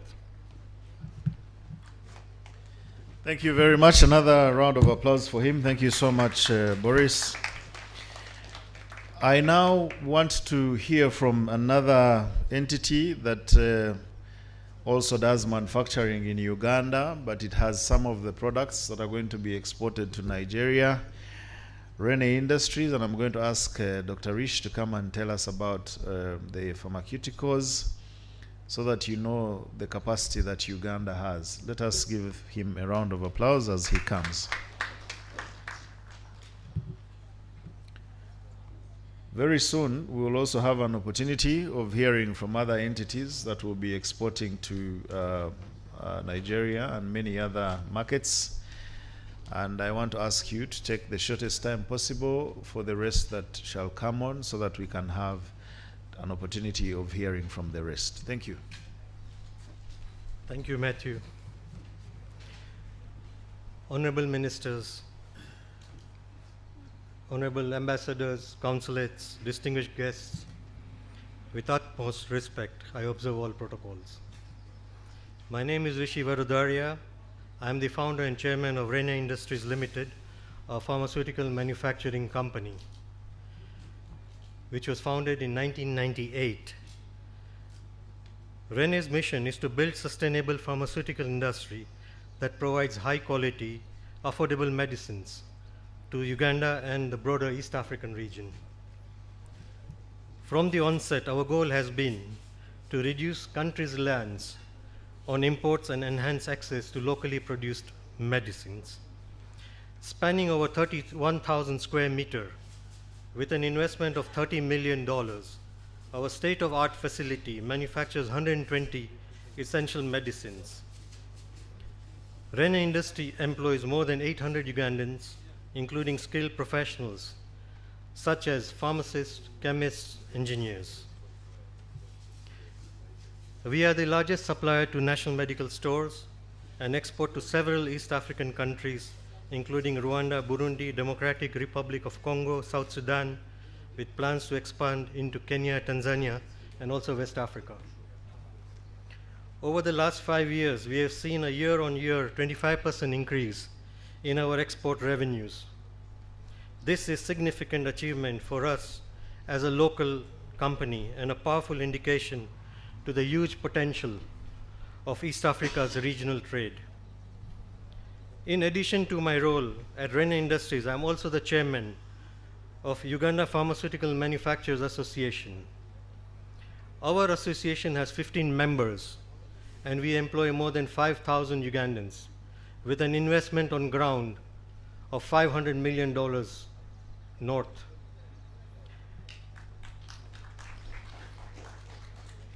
Our members are represented by pharmaceutical, veterinary, and sundry manufacturers. We advocate for local manufacturing and capacity building.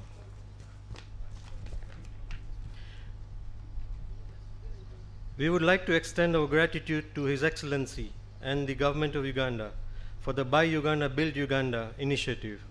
Since its inception, BUBU has played a vital role in expanding local manufacturing capacities.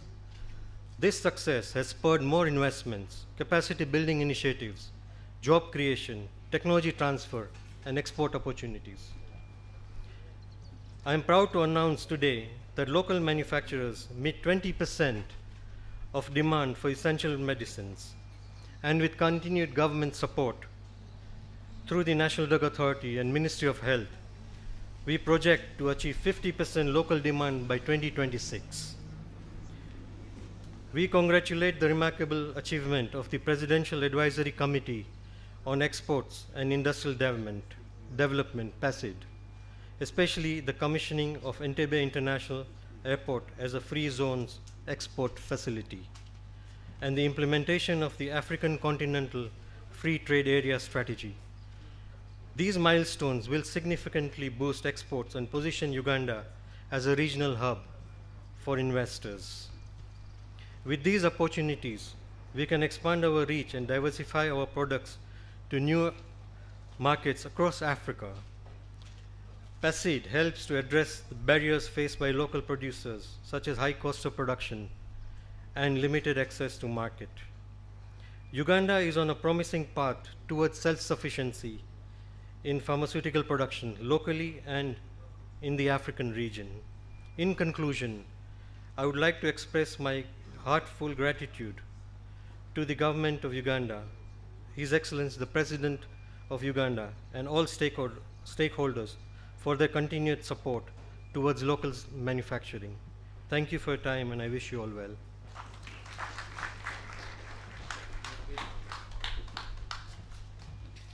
Thank you so much, Dr. Rish from RENE Industries. You have, ladies and gentlemen, you've been able to hear how much investment they have done here. I want to recognize the team that is representing the tea sector. I already introduced Professor Tassis Kawejere. Thank you so much for joining us. I now want to ask Mr. Jiku to come and represent the tea sector. Jiku, are you here? Yes, just come and tell us about the exports that you're doing in the tea sector, and also be able to let us know of a few prospects that you have. Thank you very much, Matthew. Honorable Ministers, Your Excellencies, the Ambassadors, Chairman Pasaid, the Executive Directors of various MDS, distinguished guests, particularly those who are coming from countries where we have trade representatives, ladies and gentlemen. My name is Ejiko Robert. I am the Chief Executive Officer of Uganda Tea Development Agency Limited. So I'm going to speak on behalf of the tea sector that, as you know, recently has been having challenges in the market. However, as you know, tea, like coffee, has been a major export cash crop for Uganda, having started commercially to produce tea in this country in 1925. Not long ago, tea, which is mainly an export crop because we only consume about 5%, 95% of our tea is exported, mostly in bulk. And perhaps that is where the challenges we've had with tea have come from. Mostly in bulk, tea has been sold through what I would call a structured market system, where the tea is sold through an auction. So we have had problems with these auctions, and through the works of the Ministry of Trade, Pasaid, Trademark Africa, we've been able to do scoping activities in parts of Africa, which, as Chairman Odrek said earlier, is an emerging market that we should focus on. So with works that have been done in Ghana, Nigeria, and particularly I want to say Ghana because that was extensively done, we have discovered that it is possible for us to break from what I would call the low value market, where we are selling tea as a raw material, to a high value market where we take in finished products. Now, a number of tea companies in Uganda, there are about 35 of them now, are ready to be able to exploit this opportunity that we've discovered is around and about Africa. Because essentially the tea that is sold in most of our emerging markets in Africa is tea that is taken from Uganda through Mombasa auction. It goes into UK and then they are packaged. They become a part of the bigger brands, the Tetleys, the PG Tips, the Liptons of this world. And eventually they are imported into Ghana, into other African countries. So this is a great opportunity with the kind of trade representation we're having. I was talking earlier to the Nigerian representative. It's a great opportunity for us as the investors in tea to be able to enter these markets directly. We call it the east to west kind of linkage, with Uganda Airlines beginning to go to most of West Africa, parts of South Africa, and very soon I think it'll be going into Europe and other places. We should be able to take tea there.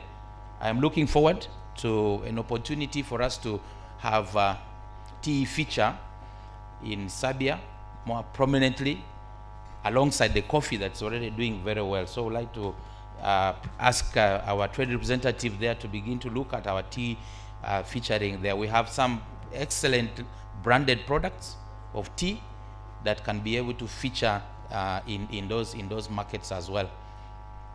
So we want to thank His Excellency the President in absentia. I know he will be here. The honorable ministers for having paid attention to the challenges that we'll be facing in tea. And I know with the opportunities that we're now talking about within Africa and other locations, tea will again regain its status as the green gold of Uganda. At one point, we were the third biggest foreign exchange earner of the agricultural commodities we had. We've dropped a little over the last 5 years, but we're ready, prepared to go back up and probably become second to coffee, because the potential is high, because the entire tea trade value around the world is in excess of $400 billion. So how much of that is coming to Uganda, that is the second biggest producer of tea in Africa after Kenya?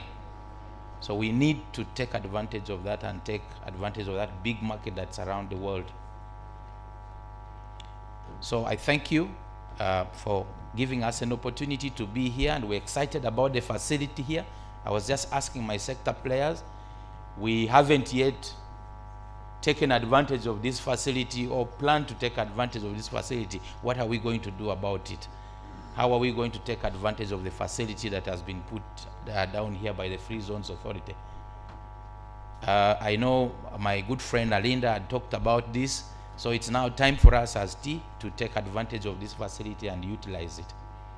Thank you very much for this opportunity.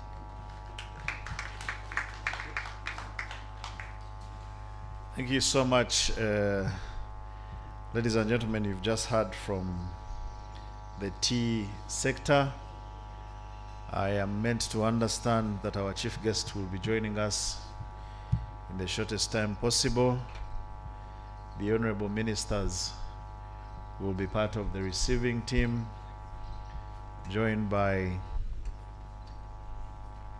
the PS Ministry of Trade, and also as we will come to announce our trade reps, will also join the receiving team together with the Director General of CAA. On your way to receive His Excellency the President, there will be a team that will offer you masks. I now want to ask Dr. Ngategize to come and quickly tell us about UGXIM, and as soon as you are signaled of the President's arrival, we will ask you to stop, and then the program will continue as planned. Thank you, Matthew. Forewarned, forearmed. Peter Ngategize are my names. Many years ago, 2001, I had an opportunity to sit for about 2 weeks on a technical committee with His Excellency the President called Strategic Exports Program. 2001, July, August, September, we got cabinet to give us 19 billion shillings to be exact. We imported boer goats, we saturated the fish fingerlings in this country, including in Lake Choga, and did many other things.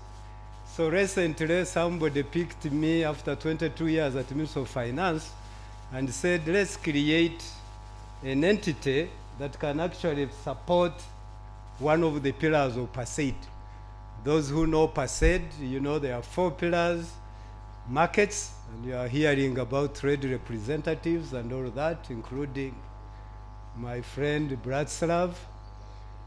Number 2, standards, and that's why part of this is here, infrastructure and finance. So Uganda EXIM Limited is a small impact fund that is available to help demystify the export of products in this country.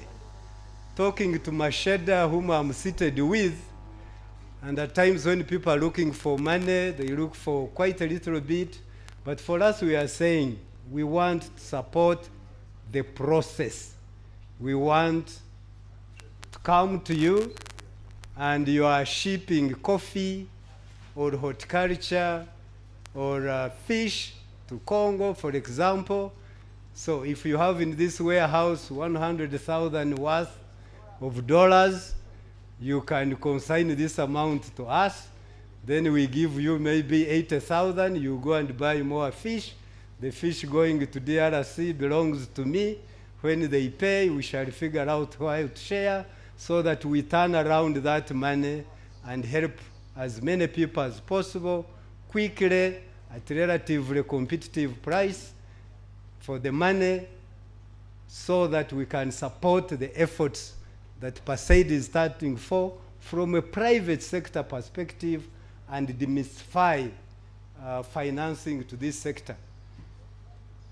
Am I not done even before the president comes, or you want me to stay here until he comes? Thank you very much. Thank you so much, Dr. Ngategize. He has been very elaborate and precise. I feel that it would be really, even though we didn't notify them from inception, I feel that it would really be unfair for us not to hear from UNDP. I know I might be breaking protocols, but it's a good thing to hear from UNDP. And Your Excellency King, if you permit me, I will ask you to come. Again, the advice that was given to Dr. Ngategize still refers, but I know that when you see the signals, you will give way. Can we clap for His Excellency King?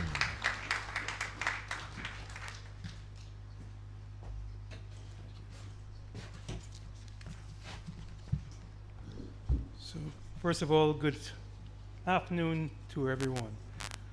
Ministers of Trade, Industry and Cooperatives, Honorable Francis Mubwesa, Chairperson of the Presidential Advisory Committee on Exports and Industrial Development, Audric Rwabwadwo, members of Parliament, officials of the Uganda government, various trade representatives, captains of industry, distinguished guests.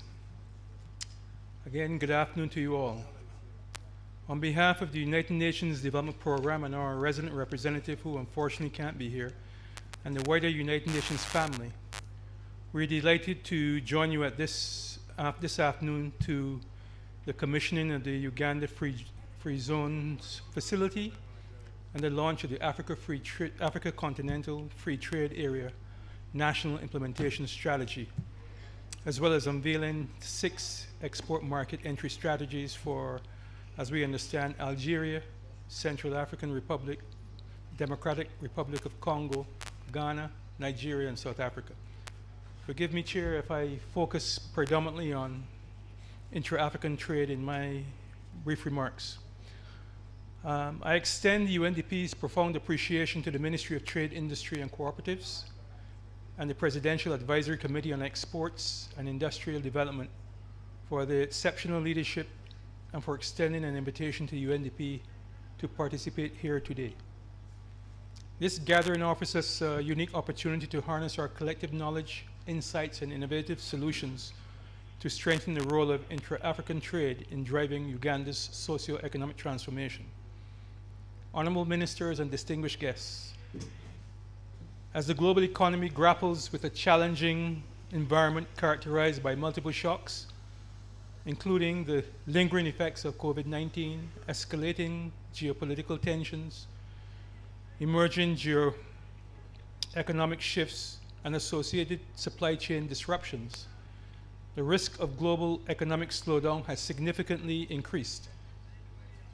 Notwithstanding these challenges, African economies, including Uganda's, continue to demonstrate remarkable growth resilience. Intra-Africa trade has shown impressive resilience, increasing to $189.3 billion in 2023 from $169 billion in 2022, underscoring the potential of the world's largest free trade agreement in terms of number of countries, territories, and population, the Africa Continental Free Trade Area.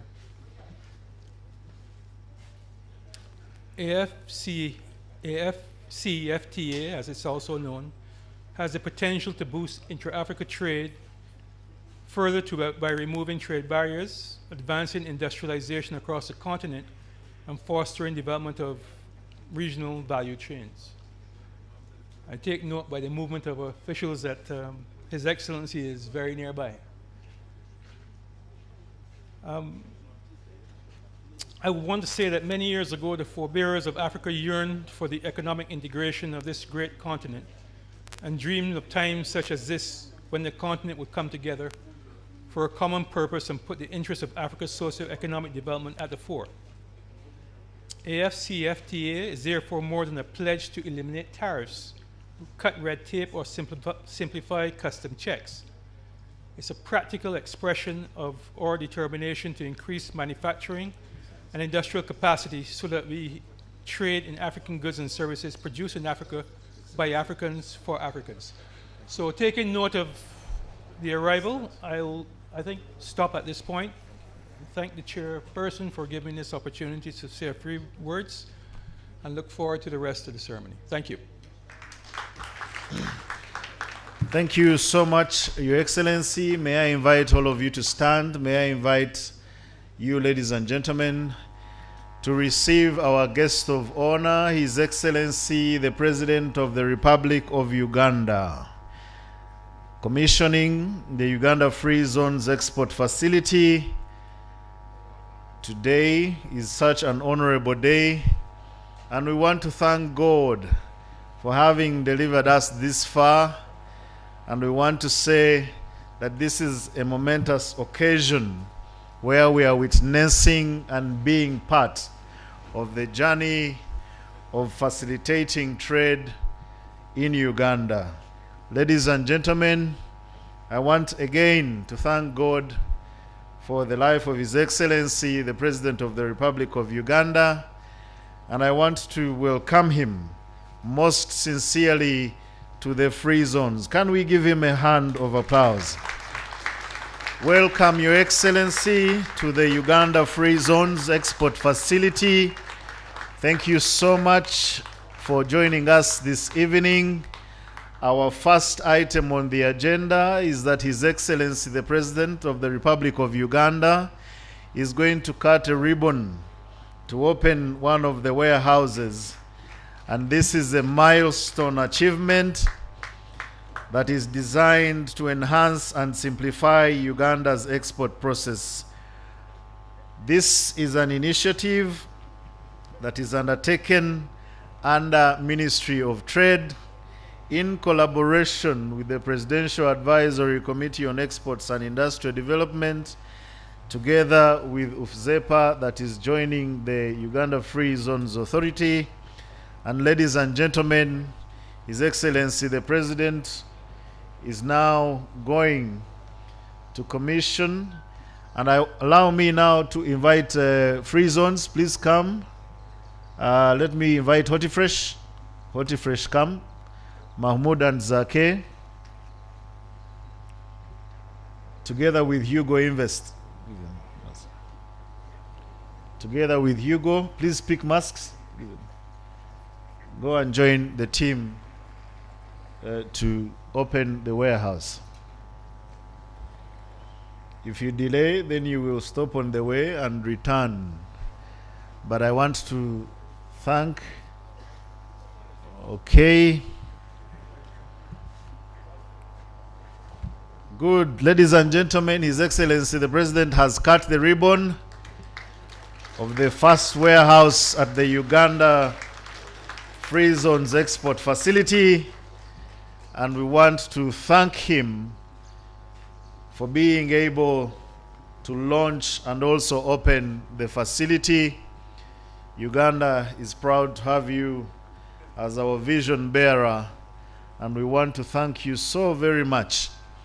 As soon as His Excellency takes his stand, we will have the anthems played and the program will proceed. May we have the anthems played.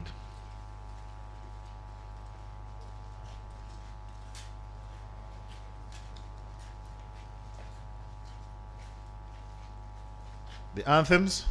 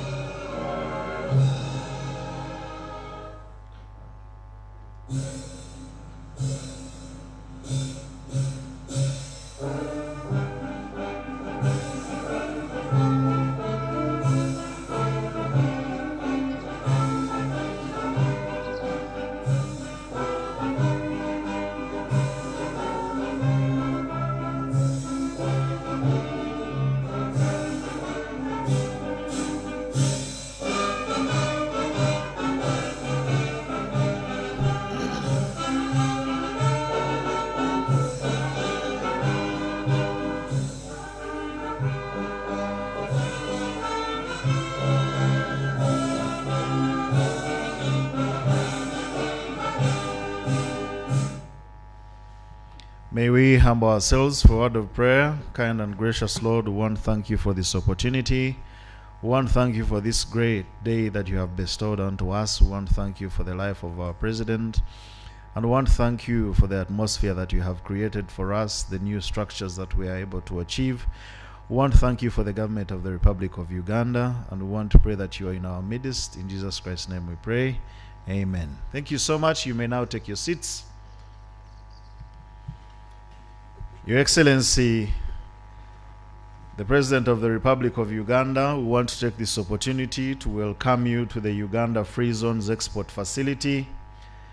My name is Matthew Bagonza, and I'm the head of Secretariat for the Presidential Advisory Committee on Exports and Industrial Development.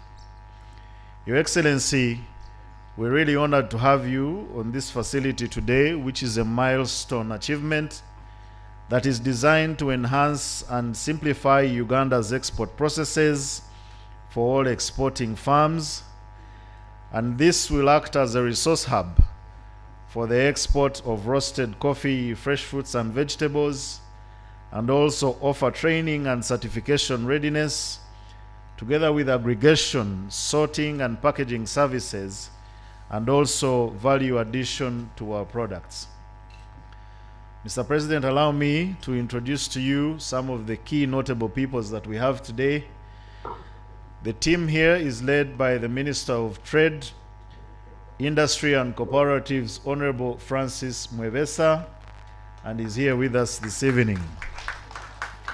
I am also happy to introduce to you, Your Excellency, Honorable General Mbadi Wilson, who is the State Minister for Trade, Industry and Cooperatives. Good to have you, General, today. Your Excellency, we have Professor Tarsis Kawejere, a former Member of Parliament and Minister, who's here representing the tea sector. Mr. President, I also want to introduce to you the Permanent Secretary of Ministry of Trade, Lynette Bagonza. Thank you for joining us this afternoon. Mr. Stephen Asimwe is the ED of the Private Sector Foundation and is here with us this evening. Also with us is the Deputy Ambassador and Resident Representative of UNDP, Ambassador Ian King. Your Excellency, UNDP has been a strong pillar and partner in all our endeavors, and we want to thank them for joining us. We have Mr. Fred Zake, who is the ED of Hortifresh, an association that brings together exporters of fresh fruits and vegetables, together with His Excellency Mahmoud Huda, the Honorary Consul of Bangladesh, and also a lead person from Afrishamba. Mustafa comes to us from, is the Honorary Consul of Chad, and we want to thank him, His Excellency Mustafa, for joining us. I also want to take this opportunity to introduce Dr. Grish, the Director for Rene Industries that are dealing in pharmaceuticals. Your Excellency, this project has been put together by quite a number of government entities, but the contracting firm or the contractor that is on site is NEC, and the people from NEC are here. The project manager is here with us today. I want to introduce to you, Your Excellency, the people from East African Business Council, led by Simon Kaheru, and he's also here with us this evening. Permit me, Your Excellency, to also quickly introduce to you Mr. Maurice Ongwech, the cargo manager of Uganda Airlines. And they have been very instrumental in making sure that they facilitate trade. And as the Chairman, Odrek Rawogo, will tell you, they have also given us special rates to our exporters. Christine Alokit comes to us from CABI, the European Union, and they're also partnering with us in a lot of work that we do together. The Grain Council has been represented by Dr. Mbonye, and I want to welcome him together with his dear wife. And quickly, I also want to welcome and also mention that, Your Excellency, you remember in the inception, This was begun by the Uganda Free Zones Authority, and Heza Linda is here. There are very many notable private sector people here with us, Your Excellency, and John Magni from Gile Limited, who is helping us to make sure that we export ready value-added coffee, is here with us. We have companies that are going to be the first to uptake some of these warehouses, and I want to introduce Hugo Invest, Boris. The Serbians are here, Your Excellency, led by the trade representative, His Excellency Bratislav. Everybody from Serbia, please come, just raise and wave to His Excellency. Your Excellency, we also have the trade representative of China, Mr. Wilson Huang, who is our trade rep to China, together with Jason Lee and Jason Jiang. Thank you for joining us this evening. I am also happy to tell you that our financial arm, which is UG Exim, that helps to underwrite invoices for many companies that have had issues finding capital, and that is UG Exim, led by Dr. Peter Ngategizi. Your Excellency, there are very many other people that I have not mentioned, but I am very sure that all of them are very happy and pleased to have you this evening. And I want to ask all of them to just wave to His Excellency. Just wave to His Excellency. And he says he's also happy to receive you. We also have one of our special people, Mr. Ani Basi, who will be unveiled to you by the chairman of PASAID.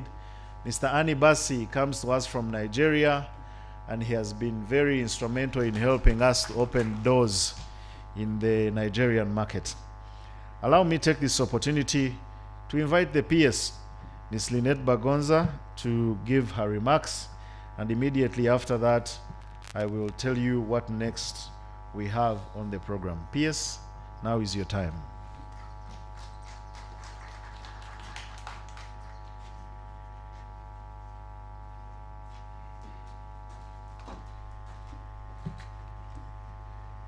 Thank you, Director of Ceremonies. Your Excellency, the President of the Republic of Uganda, the Honorable Minister of Trade, Industry and Cooperatives, the Honorable Minister of State for Trade, Industry and Cooperatives, the Chairperson, Presidential Advisory Committee on Export and Industrial Development, the Country Representative for United Nations Development Program, Your Excellencies, Ambassadors present, Heads of Government Departments and Agencies, leaders of the private sector, trade representatives present, distinguished guests, ladies and gentlemen, good evening to you all. Allow me to extend a hearty welcome to you all for availing time to attend this very important event where we are launching the National Implementation Strategy of the African Continental Free Trade Area Agreement. Let me thank the United Nations Development Program for financing the ministry to develop this very important strategy. Similarly, I want to register my appreciation to government ministries, departments and agencies, and the private sector for actively participating in the process of negotiating the AFCTA and development of the National Implementation Strategy. I wish to highlight that those were only preparatory phases. The real work is now. We must focus on harnessing as much as possible from the opportunities presented by the AFCFTA. The National Implementation Strategy of the African Continental Free Trade Area Agreement that we are about to launch give us strategic guidance in this direction. I'll begin with the highlights, Your Excellency. As you will appreciate, Uganda's National Development Plan 3 and the National Trade Policy prioritizes, among others, regional integration and building farm-level competitiveness.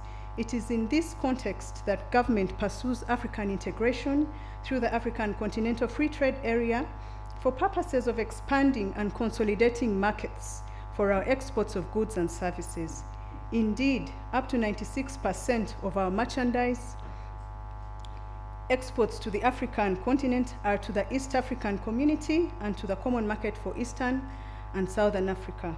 Therefore, we're looking at the African Continental Free Trade Area to cast our exports beyond the two blocks, the EAC and COMESA.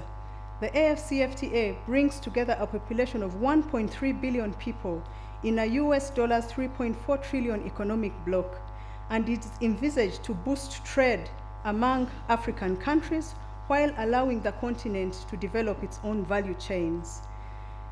Currently, Africa imports most industrial and agricultural processed products from outside Africa, from Europe, China, India, and USA.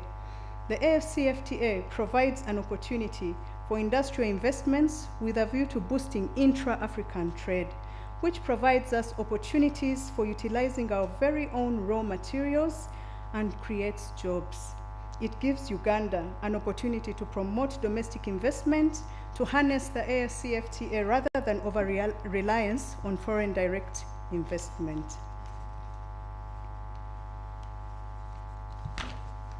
Uganda cannot afford to be left behind in harnessing these opportunities, especially when we have been at the forefront of creating them. Our national AFCFTA implementation strategy is premised on trading beyond EAC and COMESA and unlocking the potential of the AFCFTA in Uganda. To achieve this strategic goal, the strategy acknowledges that the agreement essentially deals with the regulatory integration, for example, reduction or removal of tariffs, removal of non-tariff barriers, harmonization of standards, trade facilitation, and many others. But to fully harness the opportunities that the African market presents requires going beyond regulatory integration. With intra-African exports estimated at 16.6% of total exports, unblocking the impediments to intra-African trade provides significant investment opportunities which the Ugandan private sector can partake in. Unblocking these impediments would entail physical integration of our markets on land, sea, air, and digitally, as well as human resource development. Regional approaches that develop transport infrastructure, particularly railways and seaports, and liberalization of our spaces will be instrumental in positioning African countries to fully benefit from the AFCFTA.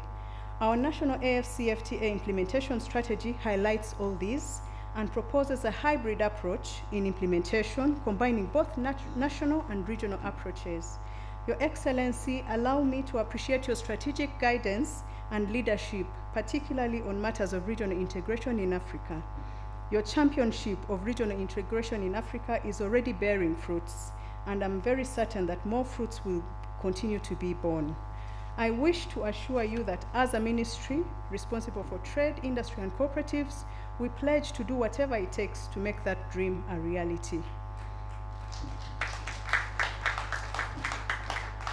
To realize this dream, different government ministries, departments, and agencies, as well as the private sector, have to work together in an iterative way. We will certainly do our part and hope that everyone else can do theirs too. On this note, allow me to register my appreciation to the Presidential Advisory Committee on Exports and Industrial Development for coordinating this launch. With the launch completed, let us now focus on execution and tidying up any formalities that may still be outstanding. Thank you for your kind attention.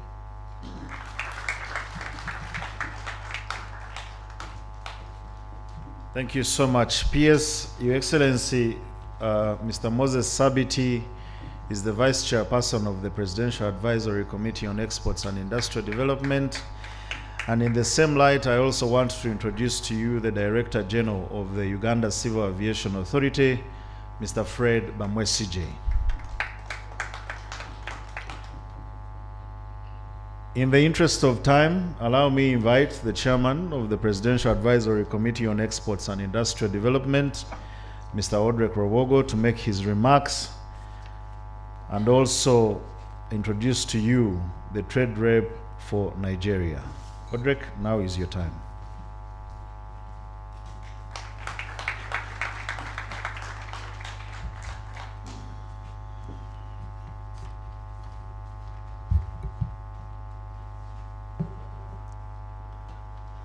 Mr. President, the Mzee Mwebesa and General Mbadi, and the PS, private sector here, my friends in the private sector, and all of us who gathered here. Mr. President, we're here to achieve three things. Very short, quick, and we hope that we can gain ground in 2025, which is why you see us opening a half-completed site, but it's because we're out of time and we want to get some things and results in the export area.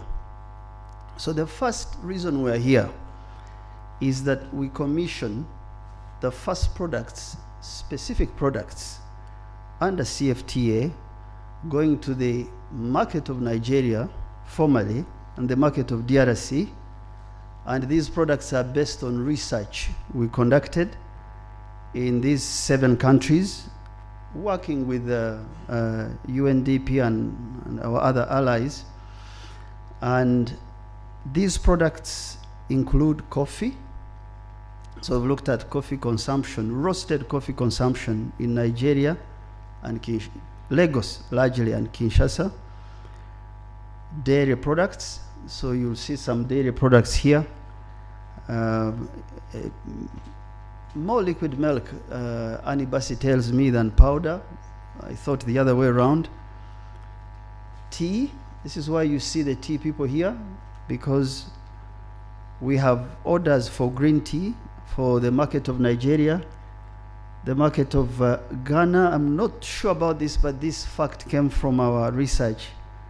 $500 million worth of tea consumption, but Lagos becomes a good entry point. Fish, so the fish people are here, so you will come forward quickly because of time when I invite you, just hold. And then pharmaceuticals. Pharmaceuticals, you found a gentleman from Rene Industries who you have given some indicative appointment for opening his expansion of the facility. He wants to do active pharmaceutical ingredients to produce paracetamol. We import about 200 tons, right, per month of paracetamol, just as Uganda. But now with the oil and gas and benzene, we could make our APIs and produce some of these products. And Nigeria takes some of these. And so the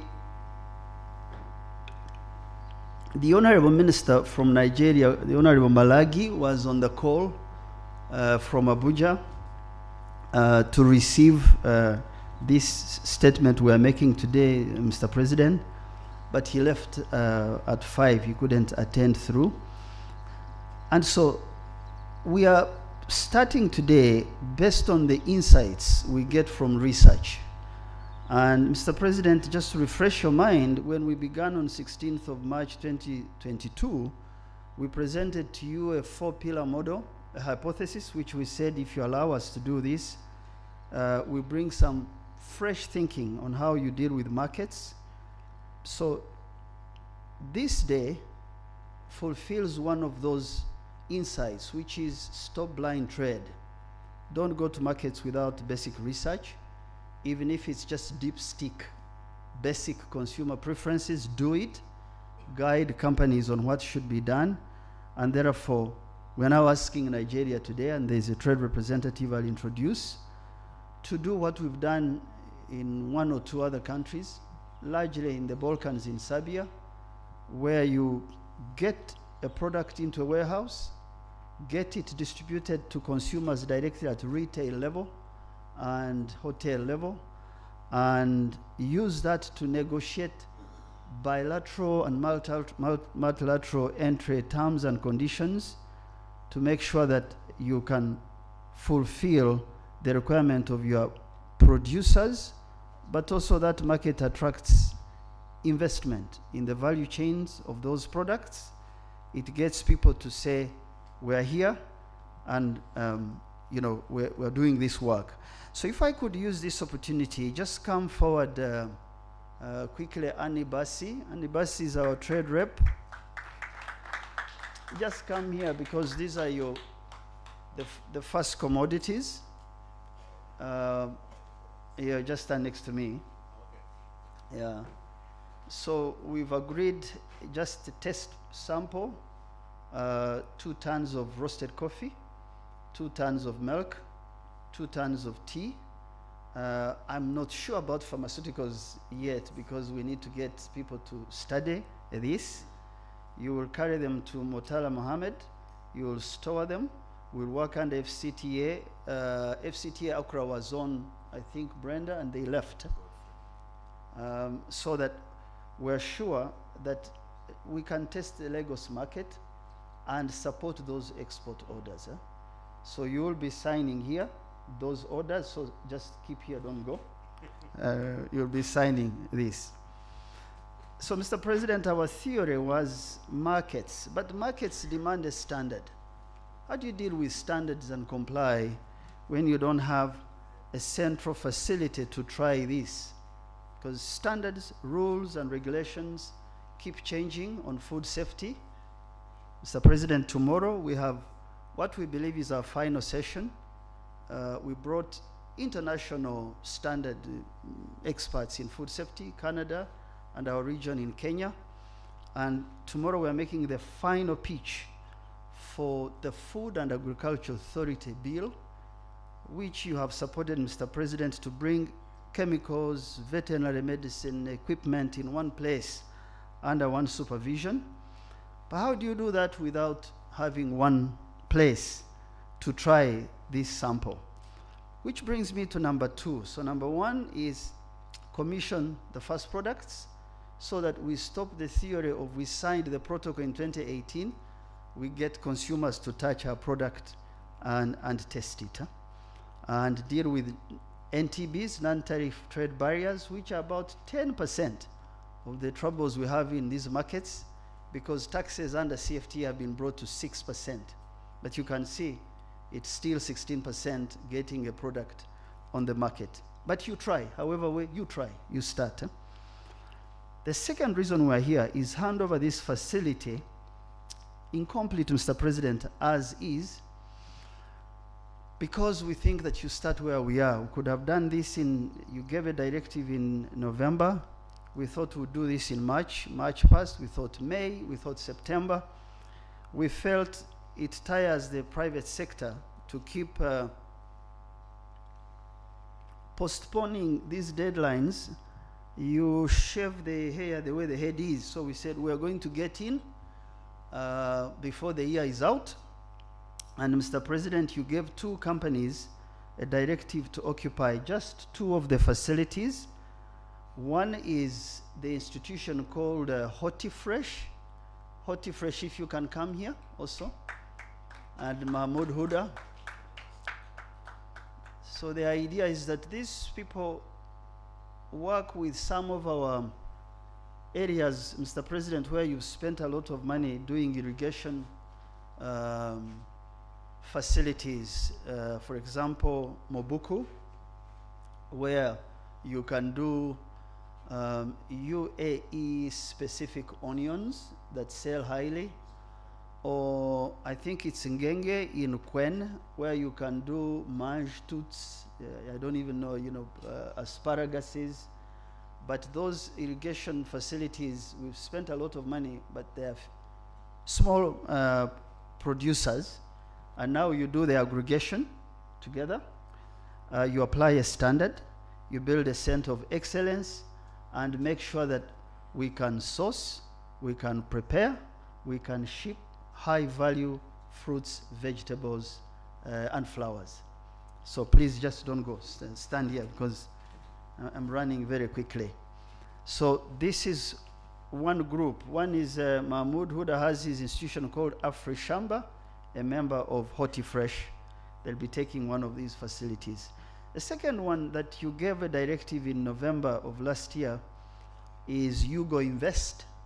Yugo Invest are our brothers from the Balkans, in Serbia, and they are going to assemble coffee drinking machines. I don't have time, Mr. President. I've shown you a picture. a basic coffee drinking machine that produces Nespresso, that produces cappuccino, chocolate, is taking shape in many of the places on our highways. Wherever you find Shell or Total, there is a coffee machine. And just last week in Mubende, I stopped to find out the young man running the machine. He sells 40 cups a day, and each cup is about 10,000. That's 400,000. His cost is like 150, and he tries to give Ugandans coffee which is not instant coffee from Switzerland. So imagine if you're assembling those, the unit cost of those is $5,000 one piece. Now, but our brothers have promised you in writing we will assemble them at $2,000 in Uganda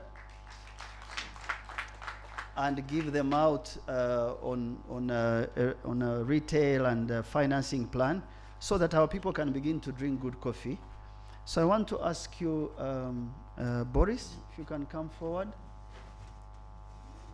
And Bratislav, who is our trade envoy, if he doesn't mind, to just come forward.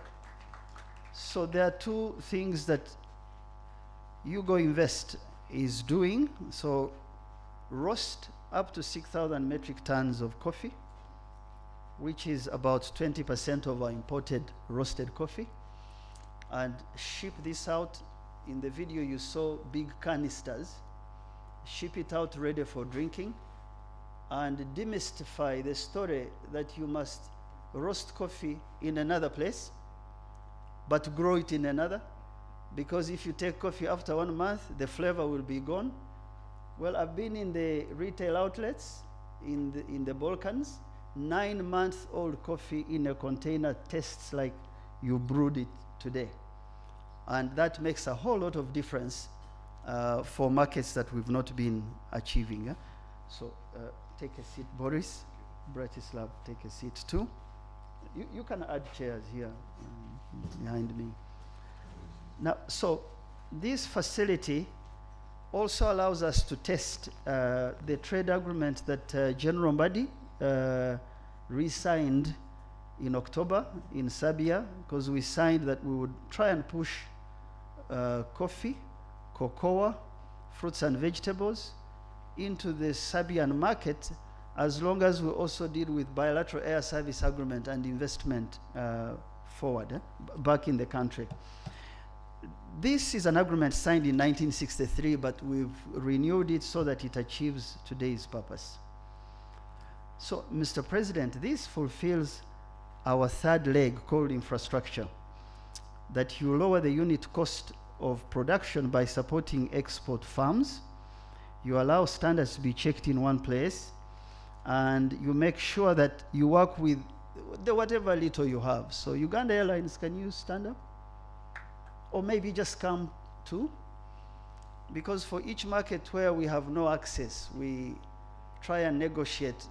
Uganda Airlines, we don't want them to lose money by subsidizing exporters, but we guarantee some cargo, minimum cargo, like in Kinshasa, we have some minimum cargo. Nigeria, we have some minimum cargo. You now have 85 cents a kilo to Lagos from a high of $2.8. So, but we must give them quantity in order for them to scale. And we must be very consistent giving them that quantity, otherwise our airline will suffer. That's why we are taking a bigger chunk and say take more products than just coffee. Take your seat.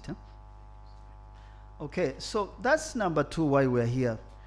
The third reason we are here, Mr. President, and I'll very quickly resume my seat, is that, so what I said here, when you have one place where you can check a standard, where you can roast and assemble, then it is easy to bring export credit funding, knowing who you are giving money, and put some lien on what they are doing. So before you came, people made speeches. One of them is our chairman. You heard of the export fund we are partnering with. I think he has 41 requests now. This week he's cleared 5. Before the year is out, another 5. There we learn slowly how to underwrite export orders. Mr. President, we do this because we know to sell anything, you deal with an ecosystem. Ecosystem is such a difficult thing to do because one link in the chain breaking causes problems. So you combine the market, the standard, the infrastructure, and funding. But you need honest people who also work together. Our people like not to work together. It's a major struggle, but you taught us educate, explain, convince, influence. So sometimes when I have done all those things and we still don't have cooperation, you feel, so what next? Should we use a stick with delays? With what do you do? So, but just didn't want to forget export funding. The third reason we're here is to announce that Uganda has joined FEDA. This is so important for private sector. The government people may not know this. FEDA is about $2-3 billion, I've been told, worth of investment in export firms. But we have not approved this for 3 years, so I just want to thank Mzee Matia Kasaija. I have worked with him closely, and the Minister for Trade, and Attorney General, and Foreign Affairs. Now we have approval, and we hope, Mr. President, you can sign this off next week so that this fund can invest in our companies and also participate in what you call Pan-African Payment System, so that Anibasi, yes, I'm told the CEO of FEDA is online. She spoke, Mr. President, before you came. So I'm kind of augmenting her message for you. We know that if Anibasi has to pay us in dollars, and then we are also collecting in shillings, endless. So Pan-African Payment System allows him to pay in Naira, and we receive in shillings without the use of a hard currency. But you do that when you've signed on all these, the transit bond, make life easy for exporters to get to this market. So, Mr. President, I want to thank you for supporting sometimes our crazy hypothesis, because we want to adapt to a new, changing, very difficult world that locks us out. You know, we want another export style, and with your support, starting next year, we want to focus on aggregation under industrial parks. So take 2 or 3 products, have one large park, ensure you can aggregate, and when you aggregate, you use data and analytics, you price your products very well, you add infrastructure around that park, an airport, a good road, covered transportation, and be able to consistently supply good quality if you've dealt with your backyard here. We also want to focus on really look at 100 bilateral agreements signed since we became independent. Try and break them down into Luganda, into RR in other languages, and really make sense for people who grow our products and our processors to know what we're dealing with when we sign those MOUs. So, Mr. President, I want to thank you for that support. Supporting ideas for me is much, much, much greater than anything in the world, because when you support our thinking, you've supported our being. I want to thank the PASAID team. My vice chairman and our team are here. If you could just stand and wave because of time. I want to thank you, Mzee Mwebesa. So, Mr. President, Mzee Mwebesa, I call him my uncle. We quarrel, we fight, then we come back. And he listens to me as a younger man. And I want to thank you for that. Mzee Mwebesa, publicly. I know that it's tough, the things I take you through, but we'll keep working. You gave me General Mbadi, and Mr. President gave me General Mbadi. We'll get there with the PS. Thank Maif, Civil Aviation. We just opened a small Uganda Connect hub at the departures. courtesy of Fred Bamwesige, so that people can buy our products. Uganda Airlines, they're here. And I want to thank the Nigerian government and thank you, Mr. President, for laying the ground for us. We will now go in for full negotiation for the products that we're taking in January 2025. I know that we are supposed to handle DRC also. Masheda, are you here? Just come forward. Masheda, they do a lot of good catfish. Catfish is around $16, $18 a kilo. Even more sometimes. Huh? But they have had a lot of NTBs. We're working together for, we are ready to launch the Uganda Connect Hub in Kinshasa, but there are some issues we have to work on. You also have beef, you also have coffee, you have fish, you have milk, goat meat. Okay. And we have a rate with Uganda Airlines, huh? So stay here also. So I mentioned this, Mr. President, just for you to see that trade is war by other means. You have to be very intentional, study, get in, work hard. My final request to you is a strong hand on some of the delays we face. Too many delays that really injure our reputation, our credibility as private sector. I think we could have really entered this facility in June, July, September. I know that my brother Bratislav is very unhappy because he has had equipment stored in a warehouse somewhere. We could have brought it in, same with Huda. But I'm not here to accuse anyone. I know that for me, from a private sector mindset, if I can deal with delay, even if I make a mistake, I fail forward. I fail by learning. I just don't fear risk and don't move. Huh? Now, when we have taught, explained, demonstrated, and we still don't get results, Mr. President, we need your help in that area so that we don't lose credibility with our export orders that people who have supported us have given us. I think I forgot tea, but you were mentioned. Ejiku, can you come? There is a crisis in the tea sector, but it's a self-induced crisis. If we are able to bring the fertilizer people who we were working with, are they here? Is Bijirimana here? Bijirimana also come forward. We have worked with him to see if he can start in Kampilingisa. You gave him land. It took a long time, but we are now good to go. I have asked that he signs with you as an association and can quickly give you fertilizers, correct? And we can talk about terms because you have orders to Nigeria. You've got to work on this quickly. Stay here. I think I'm just asking people to stay here so that we can all stand and take a picture with the president. Now, before I do that, I want to invite Mzee Mwebesa, but could we have a smaller table here in front of me? Where is it? Okay. Anibase, I want you to sit there. Right there, I think sit in the middle. Who else is signing with him? I just want you to execute that MOU that you are carrying. These are samples. You are carrying this cargo so that the president can see you and we're able to support the efforts of market entry. Who are you signing with?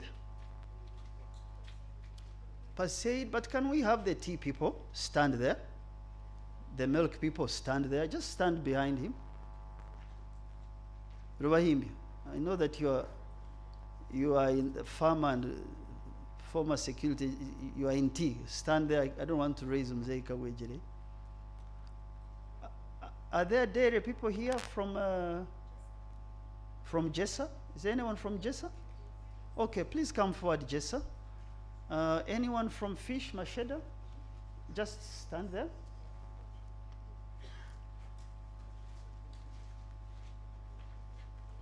I want to ask pharmaceuticals, but I'm not sure, but it's all right. Eh? Is he here, Dr. Rishi? Just come forward.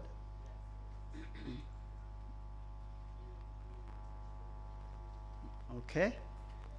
So what you're going to do there is to say, we make a public commitment that we will follow through on good sourcing, right? On good aggregation, on quality control, no chemicals that we don't like, good certification in front of the president, and that he's going to give you orders, and that those orders will be financed. But we have to consistently give him what he wants. Please, go ahead and sign, and we clap for you, and you return to your seat.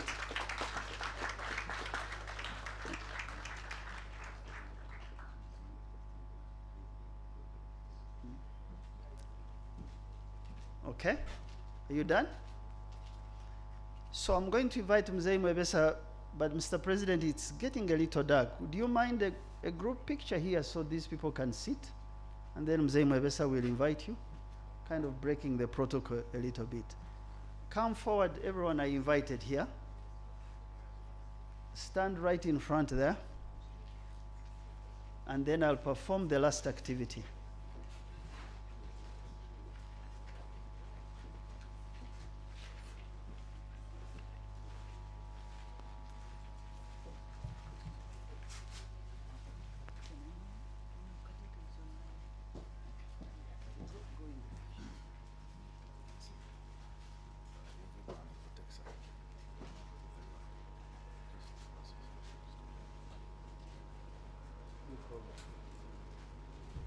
Can we have the head of UVEPA and HOTEXA come and join the group photo quickly? Get a mask. Quickly, please.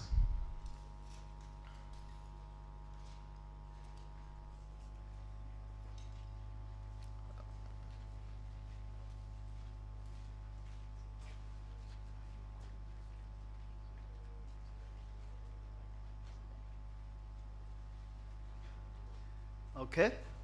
Thank you, Mr. President. So I'm going to invite Mzee Mwebesa so that he can invite the president. Dr. Rishi, just come here for a second. So, Mr. President, Dr. Rishi, I have asked that we open his facility, that's why he's here in Banda, for him to be able to produce active pharmaceutical ingredients for export of our pharmaceuticals. We will work with his staff to get that appointment for the opening. Just wanted to mention directly. Please take your seat. Because of time, I would invite you, General Mbadi, but would you kindly allow me to invite Mzee Mwebesa to come forward and invite His Excellency the President. So Yugo Invest and Hoti Fresh and Mahmoud, you'll be taking 2 of these units. I'm saying it publicly so that now as soon as we close, we're coming very hard and very quickly to make sure that we are allowed to put in whatever we need to bring those machines out and start production. Please come, Mzee Mwebesa.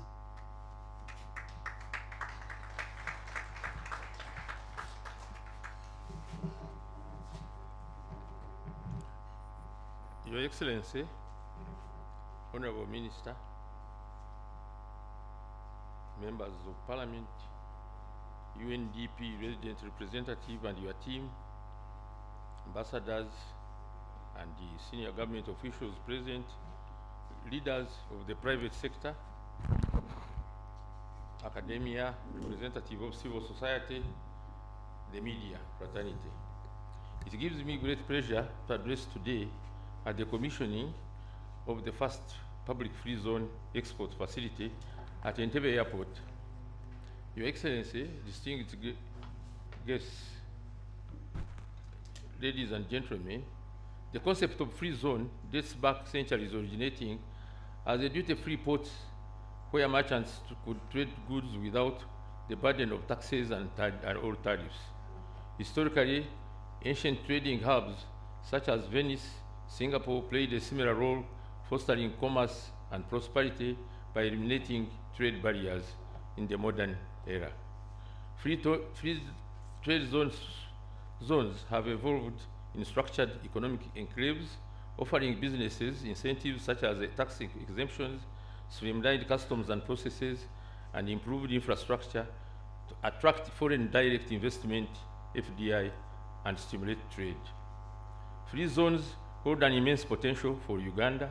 Located at the heart of Africa, Uganda's strategic position offers access to regional markets such as the East African Community and the Common Market for Eastern and Southern Africa, COMESA, with a combined market for over 600 million people, and African Continental Free Trade with 1.2 billion people and the GDP of USD dollars 3.4 trillion.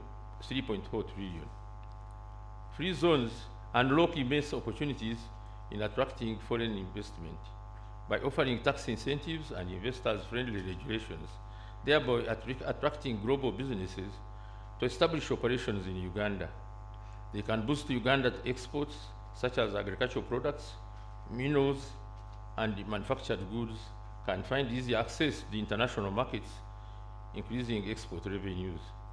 They are also known for generating employment in manufacturing, logistics, and services, providing opportunities for growing workforce.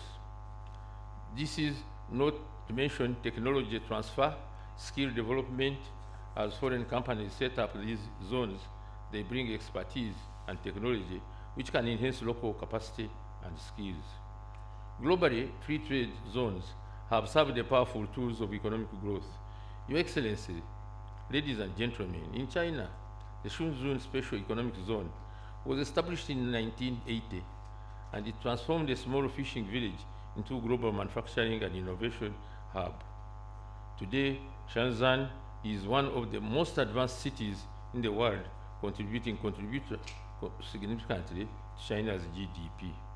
In Dubai, the United Arab Emirates, the Jebel Al Free Zone has positioned Dubai as a leading global logistic and trade hub, attracting thousands of companies and boosting the country's non-oil revenue streams. In Mauritius, by leveraging its export process zones, Mauritius transitioned from an agrarian economy to a diverse one, driven by manufacturing textiles and services, and leapfrogged into a middle-income country. Therefore, Your Excellency, the visionary journey you started when you assented to the Free Zone Act in 2014 was a step in the right direction. The Act established the Uganda Free Zone Authority, UFZA, under the Ministry of Finance, which recently, under RAPEX, has been merged with Uganda Export Promotion Board to form Uganda Free Zone and Export Promotion Authority under the supervision of my ministry. The Free Zone Export Facility, we commissioned today, is the first public free zone facility with various private facilities licensed over years. As the listed available data for 2022 budget report, Uganda's free zone has demonstrated significant contribution to the nation's economy. Key statistics. In December 2022, Uganda Free Zone Authority had licensed a total of 33 free zones comprising both developers and operators. In the first year of the financial year 2022-23, free zones attracted actual investments amounting to approximately USA dollars 32.98 million. During the same period, free zone generated 756 new jobs, contributing a cumulative total of 9,145 jobs by December 2022. In the first half of 2022-23, export earnings from free zone were reported at USA dollars 27.52 million. Free zones engaged in local purchasing and subcontracting services worth Uganda shilling is 59.48 billion, fostering backward linkages within the domestic economy. The tax revenue generated from free zone during this period stood at 8.735 billion. These figures underscore the pivotal role of free zones in promoting export-oriented investment, job creation, and economic integration. Your Excellency, distinguished guests, ladies and gentlemen, as I conclude, I would like to reiterate that free zones are not merely areas of economic activity. They are symbols of Uganda's potential thrive in the global economy. By leveraging our strategic location, abundant resources, and entrepreneurial spirit, we can transform these zones into hubs of innovation, production, and trade. However, the success of Free Zone requires collaborative effort. It demands policy consistency, robust infrastructure, and a commitment to creating a favorable business environment. I thank all the stakeholders who have been part of this journey and call upon all the state and non-state actors to join hands in realizing the promise of free zones in Uganda. Together we can make Uganda a beacon of trade and investment in Africa. Let us seize this opportunity and chart a path towards shared. Thank you for listening to me. It is now my singular honor to invite you, Your Excellency, address your people on the day of commissioning this facility at Entebbe Airport, which is your brainchild, for God and my country.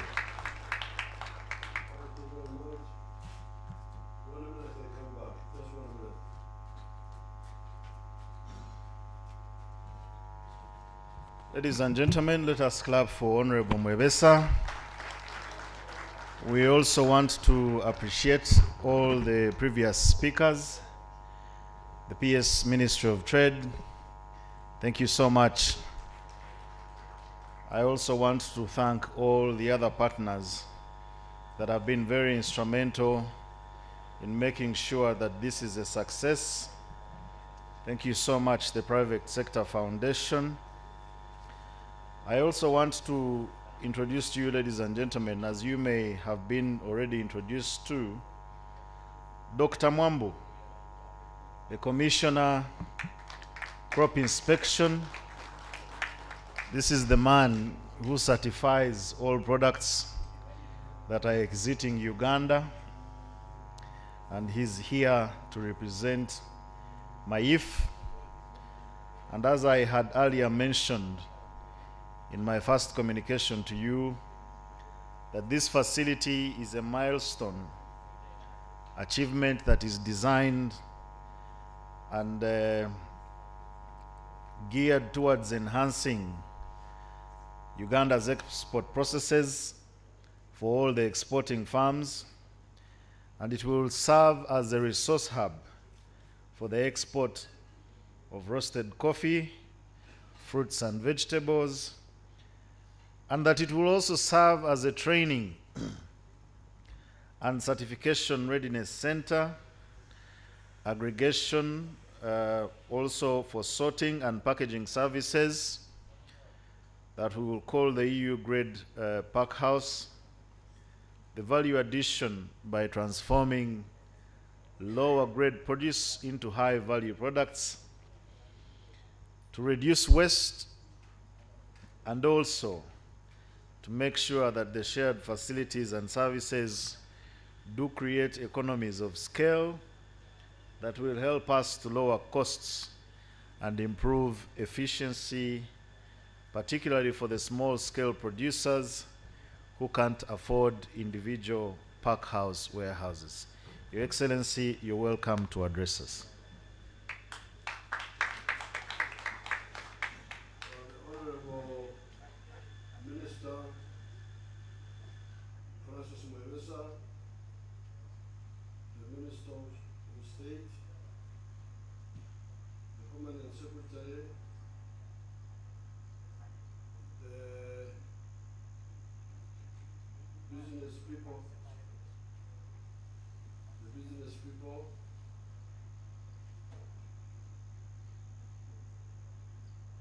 And all the ladies and gentlemen who are here,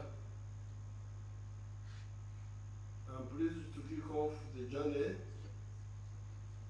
for the first formal exports of products to West Africa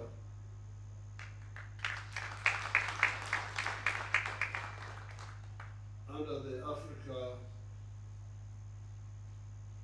Free Market Act,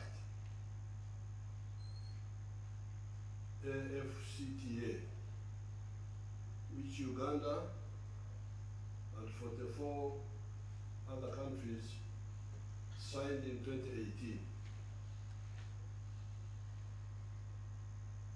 even with negotiations on the matter of the rules of origin, tax rates, non-tariff barriers, it shouldn't take this long, 7 years, to activate this work.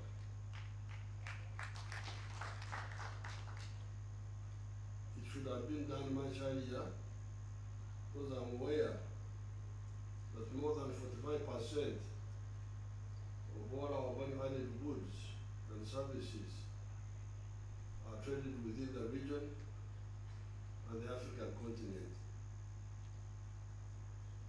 The lack of a sense of urgency and the failure by some of our actors in the ministries to act quickly on important issues of our economic growth hampers the rate of our growth and affects the performance of the private sector. But now that we have started, I don't want any further delays.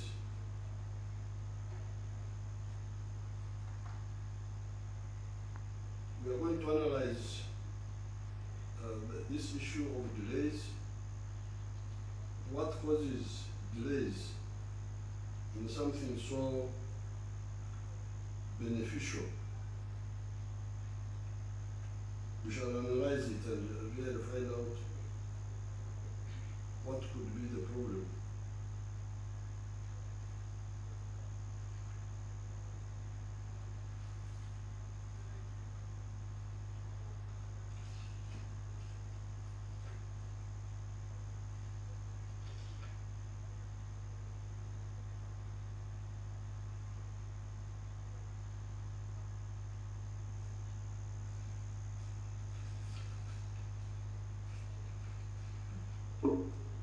I thank His Excellency Tinubu, President of Nigeria, whom I wrote to a week ago, and I wrote him on the matter of this market, along with his government, for allowing us to work together on opening Nigeria airspace for flights into each other's territories and making room for Ugandan products under AFCTA. I'm told we have a trade representative based in Lagos to support the opening of this market, and I will give him all the necessary support needed for the process to be fully concluded with both the Federal Republic of Nigeria's government and the AFCTA Secretary General in Accra.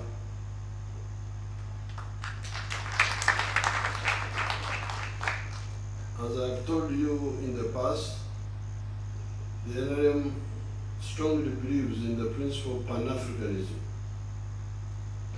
not as an altruistic matter, but as a utility principle.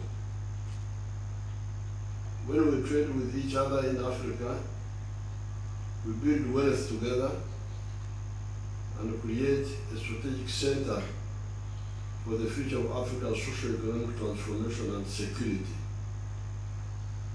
This day, therefore, is one of the key fulfillments of this Pan-Africanism we have been talking about, and a utilization of a major tool of trade to quicken social and economic change. Because you see, when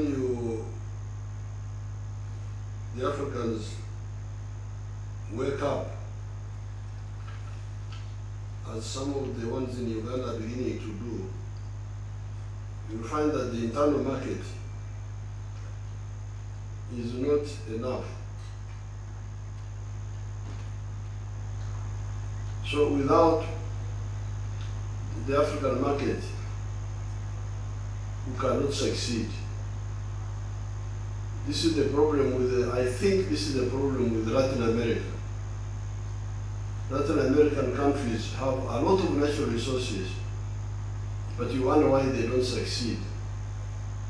While the United States neighboring, which has got less natural resources than South America, is very prosperous, and that's why they are walking on foot to go from South America to United States. I think the difference is in trading together.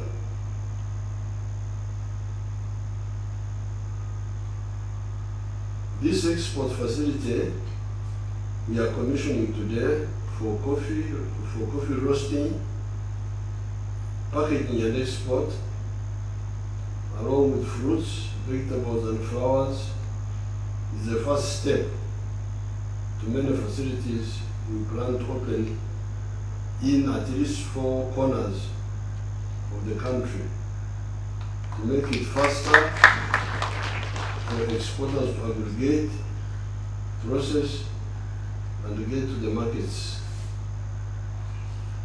more easily. I remember I received a delegation of fresh fruits and vegetable people led by Mr. Huda and our young man who is trade envoy in the Balkans for Uganda, the one called Bloodslap, in October of 2023. I directed that on account of the work for Uganda in the export sector, they be given this facility for 5 years, along with some 5 acres of land near the airport. This is to make their investment and exports work logistics cheaper. I want to know why this has taken so long to do this facility, given the urgency they expressed at the time. Because when people buy what we produce, they are assisting us. You saw how Africa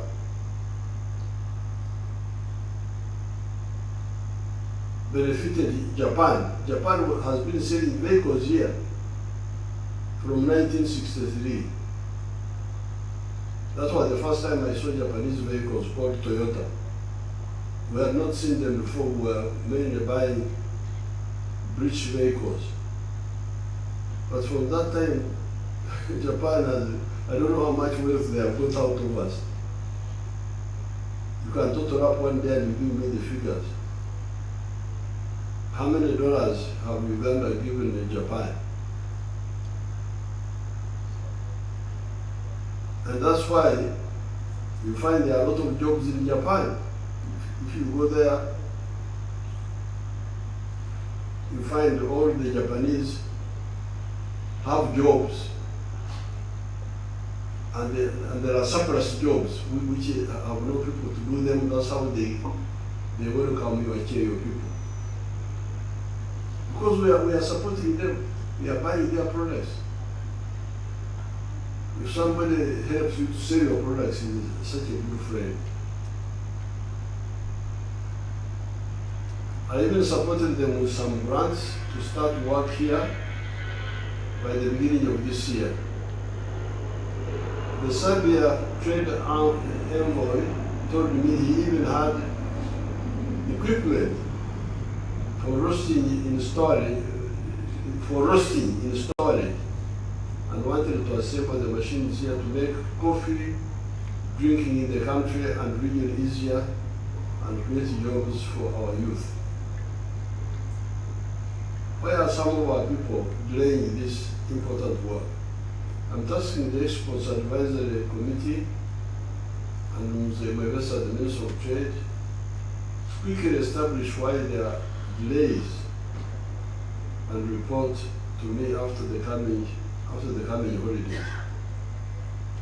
When people come to Uganda to seek opportunity, they are doing this for us and for our children's jobs. And as you can see, they will even activate some of the markets we have not been able to take advantage for so long.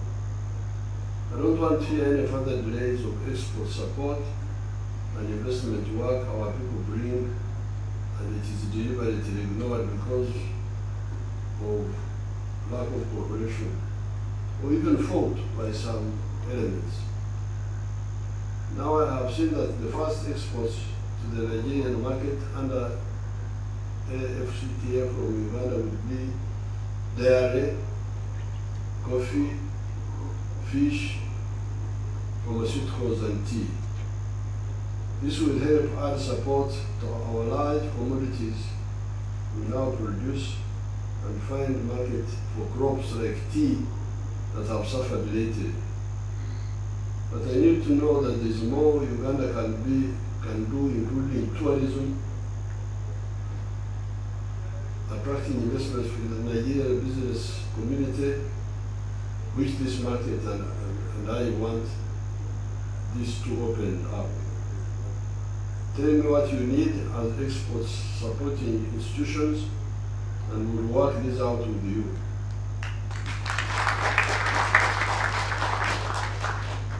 This facility, which I'm told will be run by Mr. Huda and his hot fresh fruits and vegetable aggregators, and Mr. Bratslav and his Serbian team on coffee roasting, should be a center of exemplary performance, certification, assembly, roasting, and serve both the AFCTA market and the Balkans region. I thank Mr. Bratslav, the Balkan Trade Envoy, for working with our officials to reopen an old trade agreement this last October, which was signed with former Yugoslavia by the late Mayanja Kanji for fish, fruits, coffee in 1963, you can imagine. This is now 60 years. This agreement has never been benefited. Right? And bringing it to new life for tourism, coffee, and other products under the Republic of Serbia. And I want to know the progress on the bilateral air cooperation with the Ministry of Works and the Civil Aviation Authority, and when this is activated. I have a request to make to the fruits and vegetable people. We have executed big irrigation projects in places like Doho, in Utaleja, Mprovoma River, Mobuko, in Kasese, Ngenge, and Atari schemes in Kwen. These irrigation projects cover not less than 2,000 acres of land, each irrigated, but the occupants there are planting low-value crops. This is unacceptable for projects where we have spent more than 550 billion shillings in such one of these locations. I need high-value crops there, and I'm told that both Ngenge and Mobuko can produce high-value chili peppers, French beans, snow peas, sugar snaps, eggplants, baby corn, okra, and onion varieties, all in very high demand in Europe in winter and the Middle East. Eggplants alone can fetch between $7 to $9 a kilo in Southern Europe and the Middle East. These products are also consumed in Central and West African markets, especially the large cities of Kinshasa and Lagos. I'm therefore asking you to arrange with my exports advisory team and my political assistants who know those locations well, as well as agriculture and water people, to meet the households in these locations in the government projects of Mobuko and so on, train them and offer seeds and buy in bulk from them and export these products from here. I will support these efforts. Finally, I thank all the people working hard to improve our market standing, from working better standards to market research and penetration to value addition to our coffee, dairy, etc. Uganda will give you a high return if you focus on sourcing good raw material that we have in plenty. It is the same with minerals, tourism, hospitality, and manufacturing of consumer goods. We are ready for cooperating with you. I thank you and I wish you good luck.